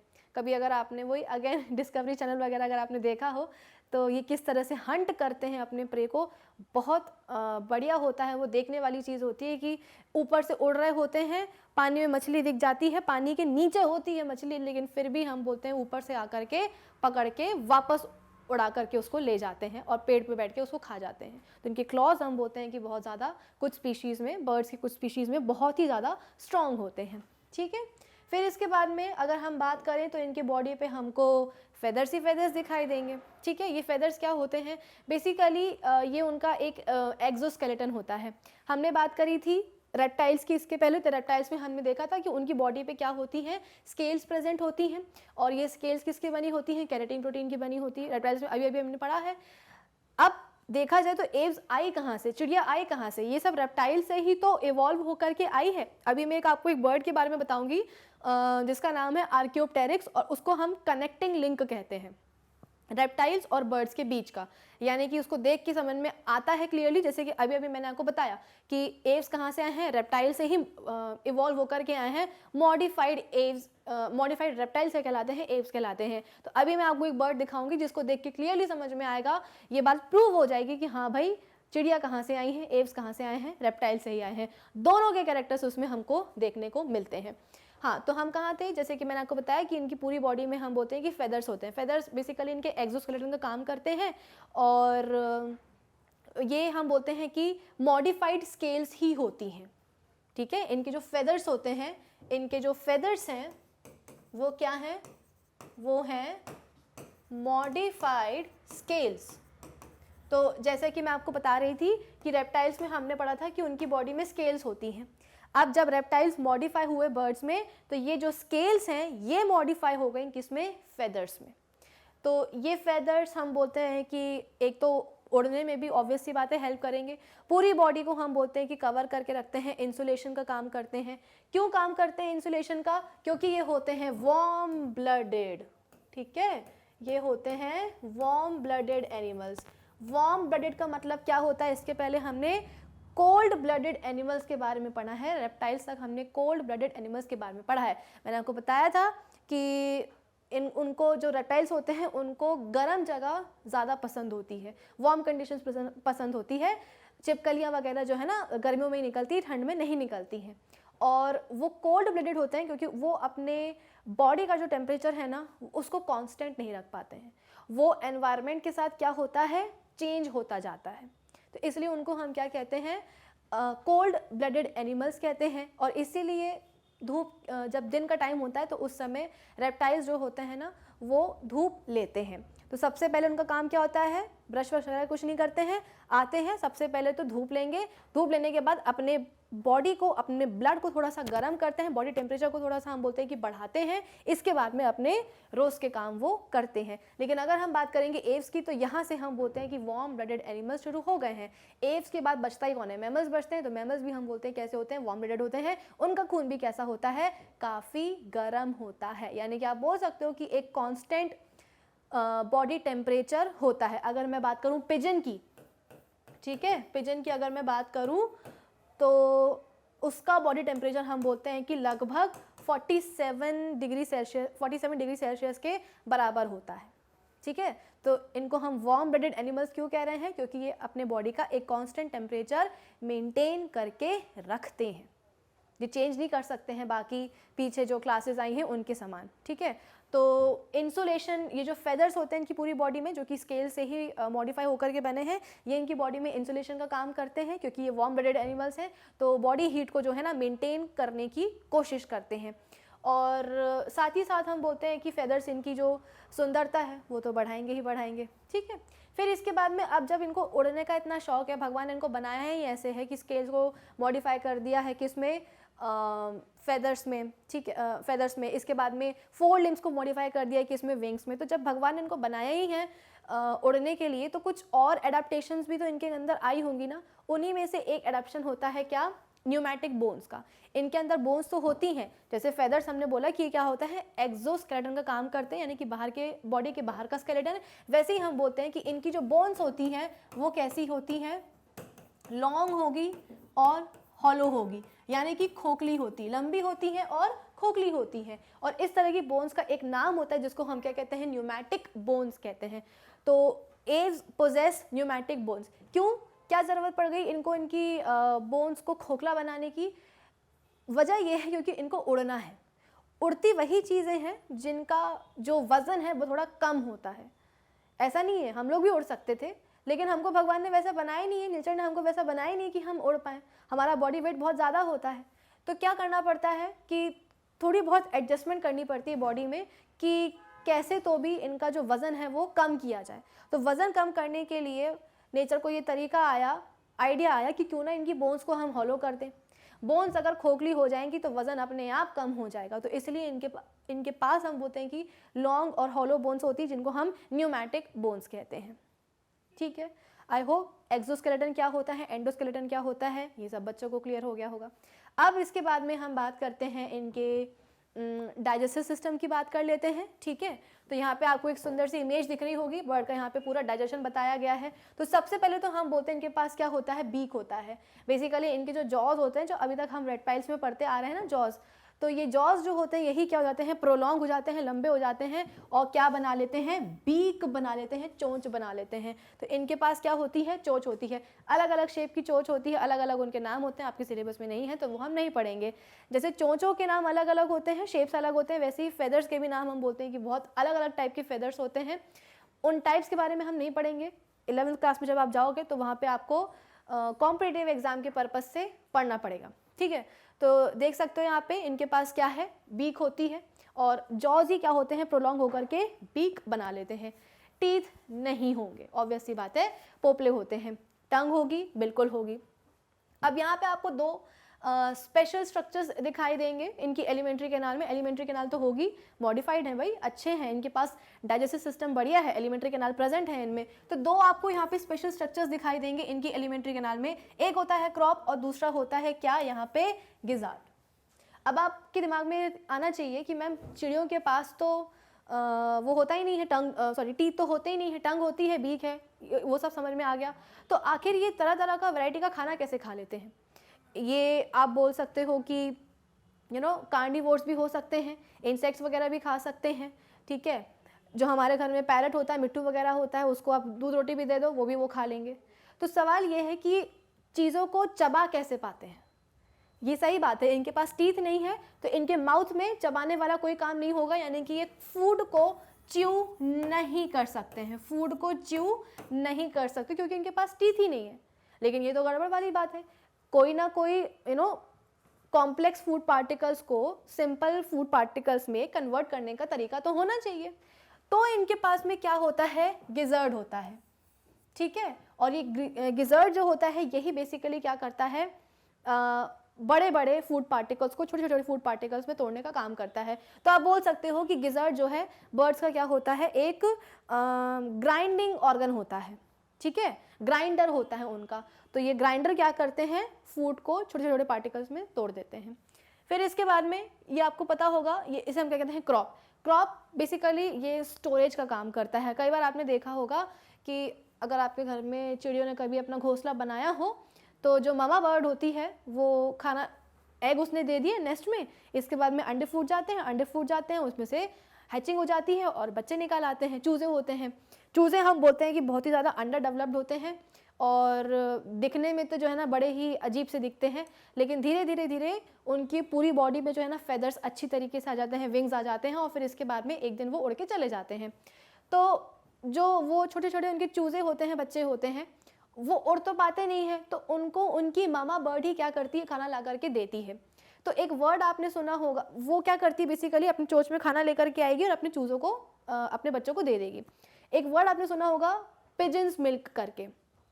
देखो मिल्क, जैसे कि मैंने आपको रेप्टाइल्स में भी बताया था कि मिल्क जो चीज़ है ना वो सिर्फ और सिर्फ मैमल्स के लिए रखो, किसी और एनिमल को, क्लास को या किसी और चिड़िया को दूध के बारे में बात करो ही मत। ठीक है, तो पिजन मिल्क आपने नाम सुना होगा। क्या वो एग्जैक्टली मिल्क होता है? नहीं, वो एग्जैक्टली मिल्क नहीं होता है। क्या कई बार क्या होता है कि जो ममा बर्ड होती है वो खाना खा लेती है। अब ऑब्वियस सी बात है, मुंह में तो जब वो चबा नहीं सकती है तो वो कहाँ चला जाता है, गिजर्ड में चला जाता है और वहाँ पे ग्राइंडिंग वगैरह हो जाती है। फिर इसके बाद में हम बोलते हैं कि क्रॉप, जैसे कि मैंने आपको बताया स्टोरेज ऑर्गन होता है, वहाँ पे खाना स्टोर हो जाता है। तो होता क्या है कि खाने को कई बार क्रश करके या बिना क्रश करे ही मामा बर्ड आती है, वो स्वालो कर लेती है, गुटक लेती है और फिर इसके बाद में बच्चों के पास जैसे ही वो आएगी अपने नेस्ट में तो वॉमिट करके, उल्टी करके वो खाना बाहर भी निकाल देती है। तो ऐसा लगेगा कि चिड़िया ने खा लिया है, लेकिन अल्टीमेटली वो जा करके वो खाना वो अपने बच्चों को ही देती है। तो उसको हम पिजन्स मिल्क कहते हैं। मिल्क नहीं होता है, मिल्क जैसा शायद वो दिखता होगा इसलिए उसका नाम रख दिया, क्योंकि वो बर्ड ने अपने अंदर से निकाला है, उस हिसाब से शायद नाम दिया होगा उसका। तो यहाँ पे इनकी एलिमेंट्री कैनाल बढ़िया होती है। माउथ के बारे में बता दिया मैंने, बीक के बारे में बता दिया और क्रॉप गिजर्ड के बारे में बता दिया है। फिर इसके बाद में ये जो एलिमेंट्री कैनाल है ये ओपन होती है, क्लोएका में भी आप बोल सकते हो और उसको एनस भी बोल सकते हो, ठीक है। फिर इसके बाद में अगर हम बात करें इनके स्किन की, तो इनकी जो स्किन होती है ना उसमें कोई ग्लैंड नहीं होती। जैसे कि अभी तक हम बात कर रहे थे एम्फीबियंस की हमने बात करी थी कि उनके ऊपर म्यूकस की कवरिंग होती है, म्यूकस बहुत ज़्यादा रिच होते हैं उनकी स्किन। अगर हम बात करें ह्यूमन बींग्स की, मैमल्स की, तो हमारे पास भी तो कितनी सारी ग्लैंड्स होती है। हमारे पास स्वेट ग्लैंड्स हैं, ऑयल ग्लैंड्स हैं, ऑयल आ जाता है, तो ये सब चीज़ें हैं। लेकिन अगर हम बात करेंगे बर्ड्स की, एव्स की, तो इनके स्किन के पास कोई भी ग्लैंड नहीं होती है, सिर्फ और सिर्फ एक ग्लैंड होगी। उसकी मैं एक आपको बहुत ही अच्छी सी इमेज दिखाती हूँ। देखो, सिर्फ और सिर्फ हम बोलते हैं कि एक ही क्या होगी, ग्लैंड होगी। वो भी कहाँ होती है, इनकी जो टेल होती है ना, इनकी पूंछ, उसके बेस में प्रेजेंट होती है। ये दिखाई दे रहा है, ये चिड़िया की क्या है, बीक है, और ये चिड़िया क्या कर रही है, ये बेसिकली इसका पीछे वाला पोर्शन है, टेल के बेस वाला पोर्शन है। तो यहाँ पे आपको एक छोटा सा गड्ढा दिखाई दे रहा होगा, ठीक है, एक छोटा सा आपको यहाँ पे होल दिखाई दे रहा होगा। ये होल क्या है, ये इनकी ग्लैंड है। और ये क्या होती है, ये हम बोलते हैं कि ऑयल ग्लैंड होती है, ठीक है। इससे ये क्या करते हैं, ऑयल लेते हैं। तो जो मैंने आपको बताया था ना कि बेचारी चिड़ियों के पास कोई और काम तो होता नहीं है, उनको कोई पढ़ाई लिखाई तो करनी नहीं रहती है, वो क्या करते रहते हैं, अपने ही आपको जो है ना ग्रूम करने में उनका पूरा दिन जाता है। तो उनकी ग्रूमिंग कैसे होती है, फेदर्स वगैरह को वो टाइम टू टाइम क्लीन करते रहते हैं। कैसे क्लीन करेंगे, तो आपने देखा होगा पीछे से ऐसे जो है ना, अब ऑब्वियसली बात है मैं कर नहीं पाऊंगी, तो पीछे से अपने जो है ना फेदर्स को अपनी बीक से पकड़ के, चोंच से पकड़ के उसको क्लीन करते हैं। साथ ही साथ हम बोलते हैं कि उनका जो बीक है वो पीछे भी जाता है, उनकी टेल के बेस में भी जाता है, जहाँ पे ऑयल ग्लैंड होती है वहाँ से ऑयल निकलता है। तो वो क्या करते हैं, अपनी बीक में ऑयल को ले लेते हैं और फिर इस ऑयल से अपने फेदर्स को, अपने विंग्स को क्या करते हैं, ग्रूम करते हैं, उनको क्लीन करते हैं, है ना इंटरेस्टिंग। तो बाकी और कोई ग्लैंड नहीं होगी इनकी स्किन में, लेकिन हाँ ऑयल ग्लैंड इनकी पूरी बॉडी में एक जगह प्रेजेंट होती है, वो भी कहाँ, टेल के बेस में, ठीक है। और वहीं से क्या करते हैं, अपनी क्लीनिंग की प्रोसेस को शुरू करते हैं। चलो, फिर इसके बाद में अगर मैं बात करूँ डाइजेस्टिव सिस्टम की, तो वो हो गया है। रेस्पिरेशन के लिए हम बोलते हैं कि हाँ इनके पास लंग्स प्रेजेंट होती है, ठीक है। इनके पास क्या होगा भाई, इनके पास लंग्स होगा, तो लंग्स के थ्रू रेस्पिरेशन हो जाएगा। फिर इसके बाद में अगर हम बात करेंगे नर्वस सिस्टम की, तो वेल डेवलप्ड होता है। चिड़ियों के पास भी हम बोलते हैं दिमाग होता है। सेंसरी ऑर्गन्स हम बोलते हैं कि हेड होता है, और साथ ही साथ हम बोलते हैं कि नोस्ट्रिल्स भी होती हैं, है ना। पैरट अगर आपने कभी देखा हो तो उसकी बीक के ऊपर इस तरह के दो होल्स लगे रहते हैं। ये बीक, जैसे ये बीक है तो इसमें यहाँ पे दो होल्स लगे रहते हैं, वो क्या होती हैं, उनकी नोस्ट्रिल्स होती हैं। तो आईज हैं उनके पास, है ना, नोज हैं, ईयर भी होते हैं। चिड़िया को सुनाई भी खूब अच्छे से देता है। और पैरट्स तो जो है ना वो हमारी ह्यूमन वॉइस को इमिटेट भी कर लेते हैं। हम बोलेंगे हेलो तो वो भी वहाँ से बोलेंगे हेलो, ठीक है। फिर इसके बाद में तो सर्कुलेटरी सिस्टम की अगर हम बात करें, तो यस, सर्कुलेटरी सिस्टम हम बोलते हैं कि प्रेजेंट होता है और बहुत अच्छा होता है। और 4 चैम्बर्ड हार्ट होता है, यानी कि इनके हार्ट के पास 4 चैम्बर होते हैं। अभी तक इसके पहले हमने रेप्टाइल्स की बात करी थी, तो उनके पास 3 चैम्बर्ड हार्ट था, और जो क्रोकोडाइल्स होते हैं उनके पास केवल 4 चैम्बर हार्ट था। लेकिन जितने भी यहाँ पे चिड़िया आएंगी हमारे पास, सबके पास क्या होता है, 4 चैम्बर्ड हार्ट ही होता है, ठीक है। तो ये आप देख सकते हो कि डेवलप होते ही जा रहे हैं, इवॉल्व होते ही जा रहे हैं, न्यू अडेप्टेशंस जो है ना यहाँ पे हमें दिखाई दे रही हैं। अब इसके बाद में एक और यहाँ पे फाइलोजेनेटिक रिलेशनशिप दिखाई देता है। जैसे कि मैंने आपको बताया था कि फेदर्स जो होते हैं वो मॉडिफाइड स्केल्स होते हैं, और इस बात को प्रूफ करने का मतलब कैसे बात को प्रूफ कर सकते हैं कि रेप्टाइल्स जो है ना, बर्ड्स जो हैं रेप्टाइल से ही आई हैं, रेप्टाइल्स के पास स्केल्स होती हैं, इसीलिए बर्ड्स के पास जो हमें फेदर्स दिखाई देते हैं वो भी क्या है, स्केल से ही बने हुए हैं, मॉडिफाइड हैं। तो देखो, जो हाइंड लिम्स होते हैं, जो one pair of limbs birds में प्रेजेंट होता है, वो कुछ इस तरीके का दिखता है, और इनके लिम्स में क्लियरली स्केल्स दिखाई देती हैं। तो इस बात से यहाँ पे इस चीज़ से प्रूव हो जाता है कि हाँ भाई इनके बॉडी में भी स्केल्स प्रेजेंट होती हैं जस्ट लाइक रेप्टाइल्स, लेकिन बाकी जो स्केल्स हैं वो मॉडिफाई हो गई हैं किस में, फेदर्स में, और जो हाइंड लिम्स में वन पेयर ऑफ लिम्स जो इनके पास रहते हैं उनमें वो कहीं नहीं जाती हैं, वो एज इट इज रहती हैं। तो स्केल्स क्लियरली विजिबल होती हैं इनके पैरों में, और यहाँ पे आपको दिख भी रहा होगा यहाँ पे क्या प्रेजेंट है, क्लॉज भी प्रेजेंट है। तो जो मैंने आपको बताया था 4 डिजिट्स होते हैं हर एक लिम्ब में, और ये डिजिट्स कैसे होते हैं, क्लॉड होते हैं, पंजे इनके प्रेजेंट होते हैं, ठीक है। और फिर इसके बाद में एक यहाँ पे आपको विंग्स की भी फोटो दिखाई दे रही होगी, सब क्या है, इसके फेदर्स हैं। तो फेदर्स भी हम बोलते हैं कि कई तरह के होते हैं, वो सब आप आगे जा कर के होपफुली पढ़ोगे। तो हमने बात कर ली है रेस्पिरेटरी सिस्टम की, हमने बात कर ली है सर्कुलेटरी सिस्टम की, हमने बात कर ली है डाइजेस्टिव सिस्टम की, नर्वस सिस्टम भी हो गया, बचा क्या है, एक्सक्रीटरी सिस्टम बचा है। तो एक्सक्रीटरी सिस्टम में हम बोलते हैं कि पेयर ऑफ किडनीज प्रेजेंट है, किडनी से हो जाता है इनका एक्सक्रीशन, ठीक है। और रही बात एक्सक्रीटरी सब्सटेंस की, तो आपको क्या लगता है ये क्या निकालेंगे, खुद ही सोचो, इतना पढ़ा दिया मैंने। वो होंगे यूरेकोटैलिक, क्या होंगे वो, यूरेकोटैलिक, यानी कि यूरिक एसिड एक्सक्रीट करेंगे एज देयर एक्सक्रीटरी सब्सटेंस। हमने सबसे पहले देखा था कि एनिमल्स हो सकते हैं अमोनोटेलिक, यानी कि वो अमोनिया एक्सक्रीट करेंगे। अमोनिया हम बोलते हैं कि बहुत ज़्यादा टॉक्सिक होता है और उसे निकलने के लिए बहुत सारा पानी चाहिए होता है। जो एक्वेटिक फॉर्म्स होंगे वो कैसे होंगे, अमोनोटेलिक होते हैं। फिर इसके बाद में उससे कम टॉक्सिक होता है यूरिया, यूरिया को हम बोलते हैं निकलने के लिए बहुत ज़्यादा पानी की ज़रूरत होती नहीं है। फिर इसके बाद में हम बोलते हैं कि उससे भी कम टॉक्सिक होता है यूरिक एसिड, ठीक है। यूरिक एसिड हम बोलते हैं कि लीस्ट टॉक्सिक होता है और उसको बाहर निकलने के लिए एक्सक्रीट होने के लिए बहुत ज़्यादा पानी की ज़रूरत बिल्कुल भी नहीं होती है, बहुत कम पानी में, थोड़े पानी में भी उसका एक्सक्रीशन पॉसिबल है। अब जो चिड़ियाँ हैं, ज़रूरी तो नहीं है कि उनको हर कहीं पानी मिलेगा ही मिलेगा, ऊपर से उनको उड़ना भी है, तो भाई वो अफोर्ड नहीं कर सकती हैं कि वो अपने अंदर जो है ना यूरिन को स्टोर करके रखें, यूरिनरी ब्लैडर में यूरिन को स्टोर करके रखें, वो ये अफोर्ड नहीं कर सकते। भाई उनको तो नेचर ने बनाया ही ऐसा है कि कम से कम उनका बॉडी वेट हो ताकि वो उड़ सके। तो उसके लिए तो हम बोलते हैं कि उनकी हड्डियाँ भी कैसी हो गई हैं, न्यूमेटिक हो गई हैं, हॉलो हो गई हैं। तो ऑब्वियस सी बात है, यूरिन वगैरह तो कुछ स्टोर करके रखेंगे नहीं, यूरिक एसिड एक्सक्रीट करेंगे, तो इसलिए वो क्या हो गए हैं, यूरिकोटैलिक हो गए हैं। फिर इसके बाद में अगर हम बात करेंगे रिप्रोडक्शन की, तो हाँ, सेक्सेस हम बोलते हैं कि सेपरेट होते हैं। मेल चिड़िया आपको अलग दिखाई देंगी, फीमेल चिड़िया अलग दिखाई देंगी। जब हम मेल और फीमेल को आपस में डिफ्रेंशिएट कर सकते हैं तो उसको हम कहते हैं सेक्सुअल डायमॉर्फिज्म, ठीक है। मेल चिड़िया अलग होती है, फीमेल चिड़िया अलग होती है, दोनों के बीच में आप जो है डिफरेंस भी पता कर सकते हो कि कौन सा मेल है कौन सा फीमेल है। इसलिए ऐसे सिस्टम को हम क्या कहते हैं, सेक्सुअल डायमॉर्फिज्म बोलते हैं कि सेक्सेस सेपरेट हैं, वो क्लियरली विजिबल भी होते हैं, ठीक है ना। मुर्गी मुर्गा में फ़र्क दिखाई दे देता है। फिर इसके बाद में इनमें जो फर्टिलाइजेशन होगा वो ऑब्वियस सी बात कैसा होगा, इंटरनली होगा। जो फीमेल बर्ड हैं उनके अंदर फर्टिलाइजेशन होता है और वो भी कैसी होती है, एग ले करती हैं, ओवीपेरस होती हैं, और इनके जो एग्स होते हैं बाकायदा उनके ऊपर क्या होता है, शेल लगा होता है। मुर्गी के अंडे हम सभी खाते हैं, ठीक है। तो उनके ऊपर आपने देखा होगा वाइट कलर का कैल्शियम कार्बोनेट का बना शेल होता है, जो कि अंडे के अंदर के कंटेंट को, योग वगैरह को एक कवरिंग, एक प्रोटेक्टिव प्रोटेक्शन प्रोवाइड कर सकता है। तो ये एग लेइंग होते हैं, ओवीपेरस होते हैं। फर्टिलाइजेशन कैसा होता है इनमें, इंटरनल होता है, इस बात का ध्यान रखिएगा, ठीक है।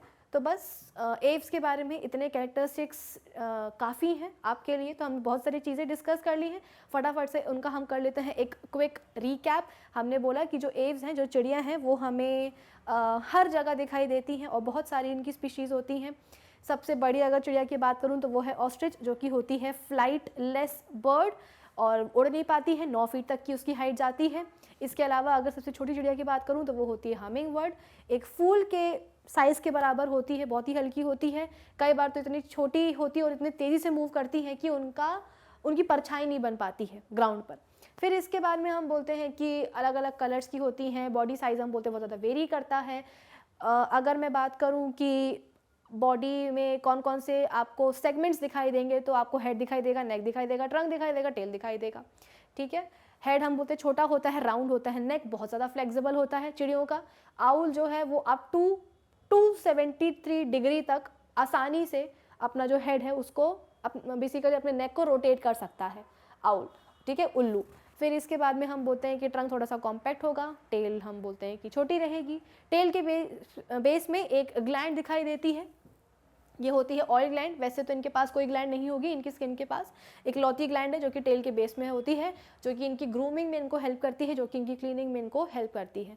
फिर इसके बाद में पूरी बॉडी जो है वो, उसके भी पहले टेट्रापोड्स होते हैं, ये 2 पेयर ऑफ लिम्स होते हैं इनके पास, 4 लिम्स होते हैं, लेकिन जो 4 लिम्स होते हैं आगे के 2 वो मॉडिफाई हो जाते हैं विंग्स में, तो विंग्स काम में हेल्प करते हैं, इनको उड़ने में हेल्प करते हैं। फिर इसके बाद में रेप्टाइल से ही आए हैं, तो रेप्टाइल्स वाले कैरेक्टरिस्टिक्स तो डेफिनेटली शो करेंगे ही। तो रेप्टाइल्स के इनके पास क्या होते थे, स्केल्स होते थे, इनके पास भी स्केल्स होते हैं, लेकिन वो स्केल्स मॉडिफाई हो जाते हैं फेदर्स में, तो पूरी बॉडी आपको इनकी फेदर्स से कवर्ड मिलेगी। पिकॉक वगैरह के फेदर्स हम सबने देखे हैं, बड़े सुंदर होते हैं, ठीक है। फिर इसके बाद में ये फेदर्स हम बोलते हैं कि एज इंसुलेशन का भी काम करते हैं, बॉडी हीट को बाहर निकलने नहीं देते हैं, क्योंकि ये वार्म ब्लडेड एनिमल्स होते हैं, गर्म खून होता है इनका। इसका मतलब कि इनका जो बॉडी का टेम्परेचर है वो एनवायरनमेंट के टेम्परेचर के अकॉर्डिंग चेंज नहीं होता है, कांस्टेंट टेम्परेचर होता है, तो उस कांस्टेंट टेम्परेचर के साथ जीना ईजी नहीं है, ठीक है। तो बॉडी टेम्परेचर को कांस्टेंट रखना पड़ता है, अलग अलग टेम्परेचर के साथ डील करना पड़ता है, ठीक है। फिर इसके बाद में इसीलिए जो फेदर्स हैं वो उड़ने में भी हेल्प करते हैं, ऐसा नहीं है, और इंसुलेशन का काम तो खैर वो कर ही रहे हैं, और इनकी सुंदरता भी बढ़ा रहे हैं, फाइन।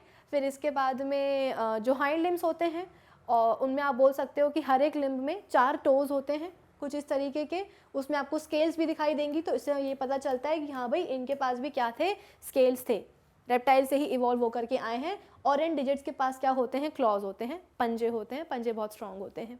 फिर इसके बाद में बात करेंगे इनके डाइजेस्टिव सिस्टम की, तो सबसे पहले हम बोलते हैं कि माउथ होगा। माउथ हम बोलते हैं कि जो जॉज होते हैं वही प्रोलॉन्ग होकर के बना लेते हैं इनकी बीक, और बीक अलग अलग शेप की होती है, साइज़ की होती है, बहुत हेल्पफुल होती है इनके लिए, वही तो खाने को पकड़ने वगैरह में हेल्प करती है। फिर बकल कैविटी में टीथ नहीं होंगे, इतना ध्यान रखना, टंग होती है।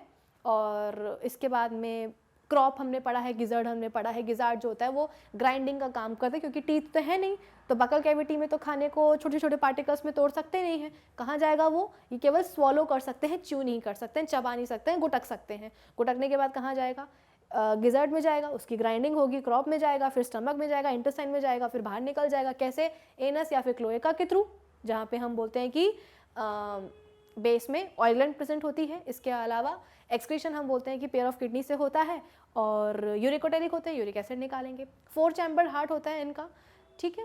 रेस्पिरेशन लंग से होगा, पानी में कोई काम ही नहीं है इनका, ठीक है, तो रेस्पिरेशन कैसा होगा इनसे लंग्स में से होगा। और जो एक्वेटिक फॉर्म्स होते हैं जैसे कि डक वगैरह, उनके लिए हम बोलते हैं कि उनके जो डिजिट्स होते हैं ना वो वेब्ड होते हैं। डक अगर आपने कभी देखा हो, डोनाल्ड डक अगर आपने देखा हो कार्टून वगैरह में, तो आपने देखा होगा कि उसके जो पैर होते हैं येलो कलर के, चलो मैं ऑरेंज कलर से बना के दिखा देती हूँ आपको, कहाँ गया, ये रहा ऑरेंज कलर, तो उसके पैर जो हैं वो कुछ इस तरीके के रहते हैं, कभी ध्यान दिया होगा तो कुछ ऐसे, ठीक है, ये ठीक से नहीं बना है लेकिन फिर भी समझ लो, ठीक है। तो इसे हम क्या कहते हैं, वेब्ड डिजिट्स कहते हैं, ठीक है। फिर इसके बाद में ये कुछ बेसिक कैरेक्टर्स हैं, ओविपेरस होते हैं, अंडे देते हैं, और अंडों के ऊपर कवरिंग होती है, शेल होता है, तो इसलिए अंडे जो है लैंड के एडवर्स वेदर कंडीशंस को भी सर्वाइव कर जाते हैं। फिर इसके बाद में सेक्सेस सेपरेट होंगे, फर्टिलाइजेशन इंटरनल होगा, सेक्सुअल डायमॉर्फिज्म आपको देखने को मिलेगी। और माइग्रेटरी बर्ड्स भी होते हैं हमारे पास, और कई, जैसे कि मैंने आपको बताया था कि हर कॉन्टिनेंट में आपको देखने को मिलेंगे। जब वहाँ की कंडीशंस अच्छी नहीं होती हैं तो उड़ के जो है इंडिया में, हमारा जो इंडिया कंट्री जो है वो माइग्रेटरी बर्ड्स के लिए एक अच्छा होस्ट साबित होता है। और कई तरह के माइग्रेटरी बर्ड्स हम बोलते हैं कि ठंडियों में यहाँ पे आती हैं, ठीक है। लेकिन हाँ, अगर आपने वो एक मूवी देखी होगी, मूवी का एग्जैक्ट मुझे नाम याद नहीं आ रहा है, पर वो अक्षय कुमार की मूवी थी और उसमें वो शायद विलन बना था। बेसिकली एक डॉक्टर सलीम अली हैं जो कि बर्ड मैन कहलाते हैं। उनने बहुत ज़्यादा जो है ना पूरा अपना जीवन जो है बर्ड्स के ऊपर ही लगा दिया है। तो वो जो मूवी है उसमें, अक्षय कुमार की मूवी में, पूरा चिड़ियों के बारे में ही बताया गया है कि किस तरीके से ये जो मोबाइल कंपनी जो अपने टावर्स लगाती हैं ना, तो हमें चाहिए होता है ना हाई स्पीड इंटरनेट, कि बिल्कुल लाइट की स्पीड से हमारा इंटरनेट चले, लाइट की स्पीड से जो है ना HD क्वालिटी में हम अपने वीडियोस देखें। तो इसके लिए क्या होता है ना कि ये जितनी भी मोबाइल कंपनीज होती हैं ये अपने जो टावर्स होते हैं ना उनकी बहुत ज़्यादा फ्रिक्वेंसी पे सेट करके रखती हैं। तो जो रेडिएशंस निकलते हैं उन टावर से, उन रेडिएशंस के कारण जो माइग्रेटरी बर्ड्स है ना वो अपना रास्ता खो बैठती हैं। बेसिकली अब चिड़ियों के पास कोई मैप तो होता नहीं है वर्ल्ड मैप की, चलो हम इस कंट्री में रहते हैं, चलो इस कंट्री में जाते हैं, तो वो रूट पता कर ले। वो क्या करते हैं, स्टार्स और मून्स और सन इनकी पोजीशन से जो है ना अपने दिमाग में मैप बनाते हैं। साथ ही साथ हम बोलते हैं कि अर्थ का जो नॉर्थ पोल है, एक साउथ पोल है, तो अर्थ से निकलने वाली जो मैग्नेटिक फील्ड लाइंस होती हैं उनको जो है ना फॉलो करते करते एक कॉन्टिनेंट से दूसरे कॉन्टिनेंट में वो जाते हैं, माइग्रेशन शो करते हैं। अब लेकिन क्या होता है कि ये जो मोबाइल टावर्स वगैरह लगा दिए जाते हैं, इनसे निकलने वाली जो हाई फ्रिक्वेंसी की जो वेव्स होती हैं ना इनको डिस्ट्रैक्ट कर देती हैं। अच्छा खासा इनके दिमाग में मैप बना रहता है कि हाँ हमको यहाँ जाना है, लेकिन वो रेडिएशंस आकर के क्या करती हैं, इनको डिस्टर्ब कर देती हैं, डिस्ट्रैक्ट कर देती हैं, जिसके कारण ये अपना रास्ता भूल जाते हैं। जहाँ जाना होता है वहाँ नहीं पहुँच पाते हैं। कई बार तो ऐसा होता है कि मोबाइल टावर से जाकर के ही टकरा जाते हैं। तो बहुत लॉस हो रहा है बर्ड्स की स्पीशीज़ का इन हाई फ्रिक्वेंसी पे सेट मोबाइल टावर्स के कारण। तो हाई स्पीड जो हमको इंटरनेट की चाहिए होती है ना वो तभी आती है जब ये मोबाइल कंपनी वाले अपने टावर की फ्रीक्वेंसी को बहुत हाई करके रखें। ठीक है, तो ये कुछ बेसिक चीज़ें हैं। आई होप इन सभी बातों से एव्स के कैरेक्टरिस्टिक्स आप याद रखेंगे, बिल्कुल नहीं भूलेंगे। चलो अब इसके बाद में हम बात करते हैं किसकी, हमारे नेक्स्ट मैमल्स की, नेक्स्ट क्लास की, जो कि कौन है, हमारे मैमल्स हैं। अब ये जो क्लास का नाम है मैमेलिया क्लास, ये नाम आया कहाँ से है? ये नाम आया है एक टाइप की स्पेशल ग्लैंड से जिसको हम कहते हैं मेमरी ग्लैंड। ठीक है, जिसे हम क्या कहते हैं, मेमरी ग्लैंड कहते हैं। तो जो वर्टिब्रेट्स थे, कुछ वर्टिब्रेट्स थे जिनके पास मेमरी ग्लैंड्स थी, तो इन सभी जो वर्टिब्रेट्स थे ना उनको इकट्ठा किया, उनका एक ग्रुप बनाया और उनको एक क्लास के अंदर रख दिया और उस क्लास का नाम रख दिया क्या, मैमेलिया। अब सवाल ये है कि इस मेमरी ग्लैंड का काम क्या होता है। तो इस क्लास में आने वाले जो फीमेल मेमेलियंस होती हैं वो क्या करते हैं, उनकी जो मेमरी ग्लैंड्स हैं उससे मिल्क सेक्रीट होता है और इस मिल्क से ही वो अपने बच्चों को, वो अपने यंग वंस को क्या करते हैं, नरिश करते हैं। ठीक है, तो ये एक इम्पॉर्टेंट चीज़ है, इसलिए इसको हमेशा ध्यान रखना। अब अगर मैं इनके हैबिटाट की बात करूं तो ये वैरायटी ऑफ हैबिटाट में हमें मिलते हैं। ऐसी कोई जगह नहीं है जहाँ पे हमें मैमल्स दिखाई ना दे। अगर मैं बात करूँ लैंड की तो टेरेस्ट्रियल मैमल्स, क्यों दूर जाना, हम क्या हैं, हम भी तो मैमल्स ही हैं। हमारे घरों में मिलने वाले जो हमारे पेट्स होते हैं, डॉग्स वगैरह, कैट्स वगैरह, ठीक है, वो सब भी क्या हैं, मैमल्स ही हैं।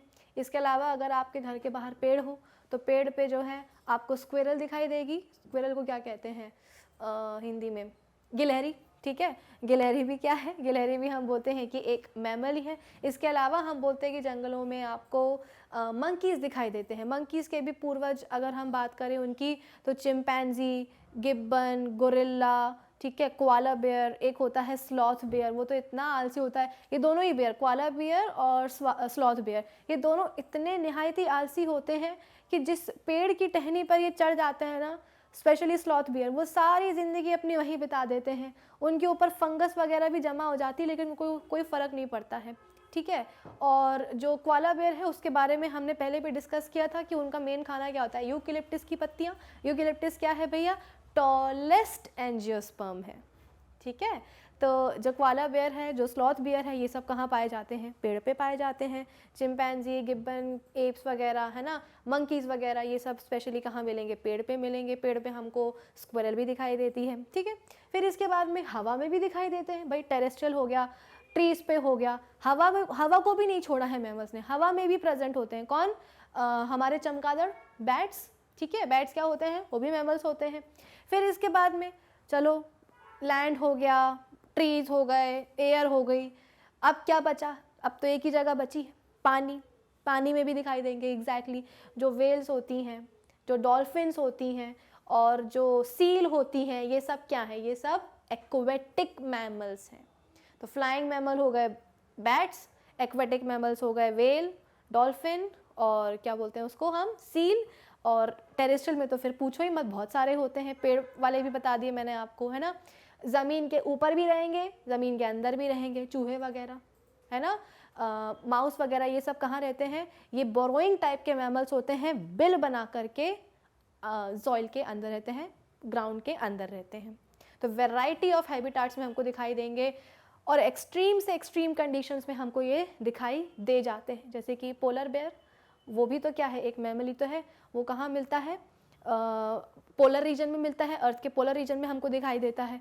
फिर इसके बाद में अगर आप चले जाओ डेजर्ट्स में, जहाँ पे बहुत गर्मी होती है, वहाँ पे आपको कैमल दिखाई देंगे। कैमल क्या है, कैमल भी हम बोलते हैं कि मैमल्स ही होते हैं। तो वैरायटी ऑफ हैबिटाट्स में दिखाई देंगे, और हम बोलते हैं कि इनको वेदर कंडीशन से भी कोई फ़र्क नहीं पड़ता है, इनके पास ऐसी स्पेशल एडाप्टेशंस होती हैं कि ये एक्सट्रीम वेदर कंडीशंस में भी रह जाते हैं।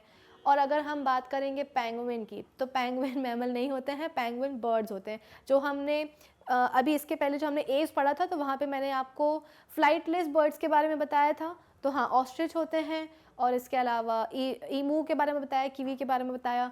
पेंगुइन भी हम बोलते हैं कि फ्लाइटलेस बर्ड्स ही होते हैं, ठीक है। तो वैरायटी ऑफ हैबिटाट्स में दिखाई जाएंगे मैमल्स, और वेदर कंडीशंस को भी जो है ना, इनको बॉदर नहीं करती हैं, हर जगह ये आपको दिखाई देंगे, ठीक है।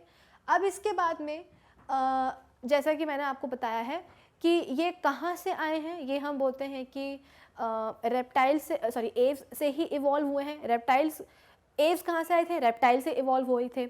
मैमल्स कहाँ से आए हैं, वो हम बोलते हैं कि एव्स से ही इवॉल्व हुए हैं। तो हमने तो पढ़ा था कि एव्स में उनकी जो पूरी बॉडी होती है वो फेदर से जो है ना कवर्ड होती है। तो क्या मैमल्स में भी हमको कुछ इसी तरह के फेदर्स दिखाई देंगे? तो भाई फेदर्स तो नहीं होते हैं, लेकिन हाँ, हमारे जितने भी मैमल्स हैं उनकी पूरी बॉडी कवर होती है किससे, हेयर से। तो सभी मैमल्स के पास कैसी होती है भाई, सभी मैमल्स के पास होती है हेयरी बॉडी। चिंपैंजी, गिब्बन वगैरह को देख लो, हेयर ही हेयर दिखाई देंगे उनकी पूरी बॉडी में। जो मैंने आपको बताया था ना अभी, स्लॉथ बेयर जो कि पड़ा रहता है, बॉडी में फंगस वगैरह लग जाती है, कोई फ़र्क नहीं पड़ता। क्यों फ़र्क नहीं पड़ता? क्योंकि बॉडी में बाल ही इतने हैं ना, तो चाह कर भी फंगस लग भी जाएगी तो भी उनको कोई फ़र्क पड़ेगा नहीं। तो पूरी बॉडी में हम बोलते हैं कि बाल होते हैं। अगर हम बात करेंगे ह्यूमन बींग्स की, तो ह्यूमन बींग्स की बॉडी में भी बहुत सारे बाल होते हैं, लेकिन फ़र्क है, हम अपने पूर्वज किसको मानते हैं, चिंपैंजी, गोरिल्ला, इन सबको मानते हैं, है ना। उनकी बॉडी में तो बहुत सारे बाल होते हैं, लेकिन हमारी बॉडी में कंपेरेटिवली हमें ऐसे बाल दिखाई देते नहीं है। क्यों नहीं देते हैं? क्योंकि एवोल्यूशन होता जा रहा है ना। बालों की जो थिकनेस है और उनकी जो लेंथ है वो कम से कम हो रही है। जो एक्वेटिक मैमल्स होते हैं, वेल, डॉल्फिन वगैरह, सील वगैरह, उनकी तो स्किन कितनी स्मूथ होती है, उनके बॉडी में कोई हेयर वगैरह कुछ प्रेजेंट नहीं होते हैं, ठीक है। तो hairy bodies most of the mammals में आपको दिखाई देने वाली है। फिर इसके बाद में ये तो हुआ बॉडी के ऊपर हमें क्या दिखाई दे रहा है। इसके बाद में बॉडी के सेगमेंट्स क्या क्या हो सकते हैं। हमारी बॉडी में हेड होता है, अपने आप को देखना ना, मैमल्स के जब भी कैरेक्टर्स लिखने हो तो बस अपने आप को याद कर लेना, एक बार सब याद आ जाएगा। तो हमारे पास क्या होता है, हेड होता है, नेक होता है, ठीक है। हमारे पास ट्रंक भी होता है, हमारे पास टेल भी होती है, ठीक है। तो ये बॉडी सेगमेंट्स के बारे में मैंने आपको बता दिया। अगर हम बात करें सर्कुलेटरी सिस्टम की, नहीं, उसके भी पहले हम बात करते हैं लिम्स की। तो ये कैसे होते हैं, टेट्रापोड्स होते हैं, ठीक है। 2 पेयर ऑफ लिम्स इनके पास होते हैं। अब ऑब्वियस सी बात है, जैसे कि मैंने आपको बताया कि ये वैरायटी ऑफ हैबिटाट्स में देखने को मिलते हैं, पानी में भी मिलेंगे और ऊपर भी, यानी कि हवा में भी जाएंगे। तो जो एक्वेटिक फॉर्म्स होते हैं, एक्वेटिक मैमल्स हैं, उनके पास में ऑब्वियस सी बात है, जो उनके 4 लिम्स होंगे वो किस में मॉडिफाई हो जाएंगे, विंग्स में मॉडिफाई हो जाएंगे। तो जो आपने बैट्स वगैरह देखे होंगे, चमगादड़ वगैरह, उनके पास क्या होते हैं, विंग्स होते हैं, जिसकी हेल्प से वो फ्लाई करते हैं। उनके पास एक पेयर ऑफ लिम्ब तब भी रहता है, हाइंड लिम्ब, जिसकी हेल्प से वो क्या करते हैं, पेड़ की टहनियों पे उल्टा होकर के लटक जाते हैं, ठीक है। फिर इसके बाद में हम बात करेंगे एक्वेटिक फॉर्म्स की। तो जो एक्वेटिक मैमल्स होते हैं उनके पास फिन्स होंगे, है ना, उनके पास लिम्स नहीं होंगे, उनके पास फिन्स होंगे। लेकिन जो टेरेस्ट्रियल वाले होते हैं, मोस्टली मैमल्स के पास क्या होते हैं, टेट्रापोड्स होते हैं, 4 पेयर ऑफ लिम्स होते हैं, और जो कि उनको तरह तरह की एक्टिविटीज़ परफॉर्म करने में, स्विमिंग में, वॉकिंग में, रनिंग में, क्लाइंबिंग में, ट्रीज पर रहते हैं तो फिर क्लाइंबिंग में भी हेल्प करेंगे, पेड़ पे चढ़ने में भी हेल्प करेंगे, बोरोइंग में, गड्ढा खोदने में, बिल बनाने में, इन सब चीज़ों में उनके लिम्स हेल्प करते हैं, ठीक है। फिर इसके बाद में हर एक लिम्ब में हम बोलते हैं कि 5 फिंगर्स होती हैं, 5 डिजिट्स होते हैं, उनमें हम बोलते हैं कि नेल्स वगैरह भी प्रेजेंट होते हैं। और हर एक फुट में हम बोलते हैं कि 5 टोज़ होते हैं, ठीक है, हर एक फुट में 5 टोज देखने को मिलेंगे। फिर इसके बाद में पूरी बॉडी मैमल्स की हेयर से तो कवर होती ही है, लेकिन हेयर के नीचे क्या होता है, हेयर के नीचे होती है स्किन, ठीक है। हमारे पास क्या होती है, स्किन होती है, जो कि बहुत अच्छी तरीके से कैसी होती है, डेवलप्ड होती है। और स्किन में हम बोलते हैं कि ग्लैंड्स प्रेजेंट होती हैं। तो हमारे पास 4 टाइप की ग्लैंड्स होती हैं। कौन कौन सी होगी, एक तो ये मेमोरी ग्लैंड है ही, इसके अलावा होती है क्या, स्वेट ग्लैंड, इसके बाद में होती है ऑयल ग्लैंड, फिर इसके बाद में होती है एक और कौन सी ग्लैंड, वैक्स ग्लैंड, ठीक है। हमारे कानों में होती है वैक्स ग्लैंड, और साथ ही साथ हम बोलते हैं कि एक और ग्लैंड होती है जिसका नाम है सलाइवरी ग्लैंड, ठीक है, सलाइवरी ग्लैंड्स। तो बहुत सारी हमारे पास ग्लैंड्स होने वाली हैं मैमल्स के पास। मेमोरी ग्लैंड्स के बारे में बता चुकी हूँ मैं। स्वेट ग्लैंड, जिससे हम बोलते हैं कि हमारी बॉडी में पसीना आता है, जब भी कभी बहुत तेज़ गर्मी पड़ती है तो हमको पसीने आने लग जाते हैं। ये बेसिकली जो पसीना है ये करता क्या है, या ये सिर्फ ऐवे ही निकलता है हमारी बॉडी से कि चलो निकलने का मन है, ग्लैंड है तो चलो निकल जाते हैं, सिक्रीशन निकल जाती है, स्वेट आ जाता है, पसीना आ जाता है?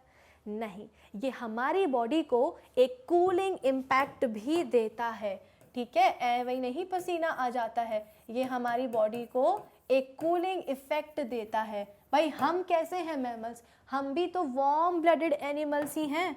हम कैसे हैं, वार्म ब्लडेड एनिमल्स हैं। हमारा खून भी क्या है, गर्म है, यानी कि हमारे पास भी क्या होता है, एक कांस्टेंट बॉडी टेम्परेचर होता है, और उस बॉडी टेम्परेचर को मेंटेन करना पड़ता है। भाई तरह तरह की सीज़न दिखाई देते हैं इंडिया में, गर्मी है, बरसात है, सर्दी है, स्प्रिंग सीज़न है, हर दिन का टेम्परेचर हम बोलते हैं कि अलग अलग होता है। तो उस हर अलग अलग टेम्परेचर के साथ हमें क्या करना पड़ता है, कोप करना पड़ता है। गर्मी का मौसम आ रहा है, बाहर का टेम्परेचर हम बोल रहे हैं कि बहुत ज़्यादा है, तो क्या हम अपना बॉडी टेम्परेचर भी क्या करके रख लें, गर्म करके रख लें क्या?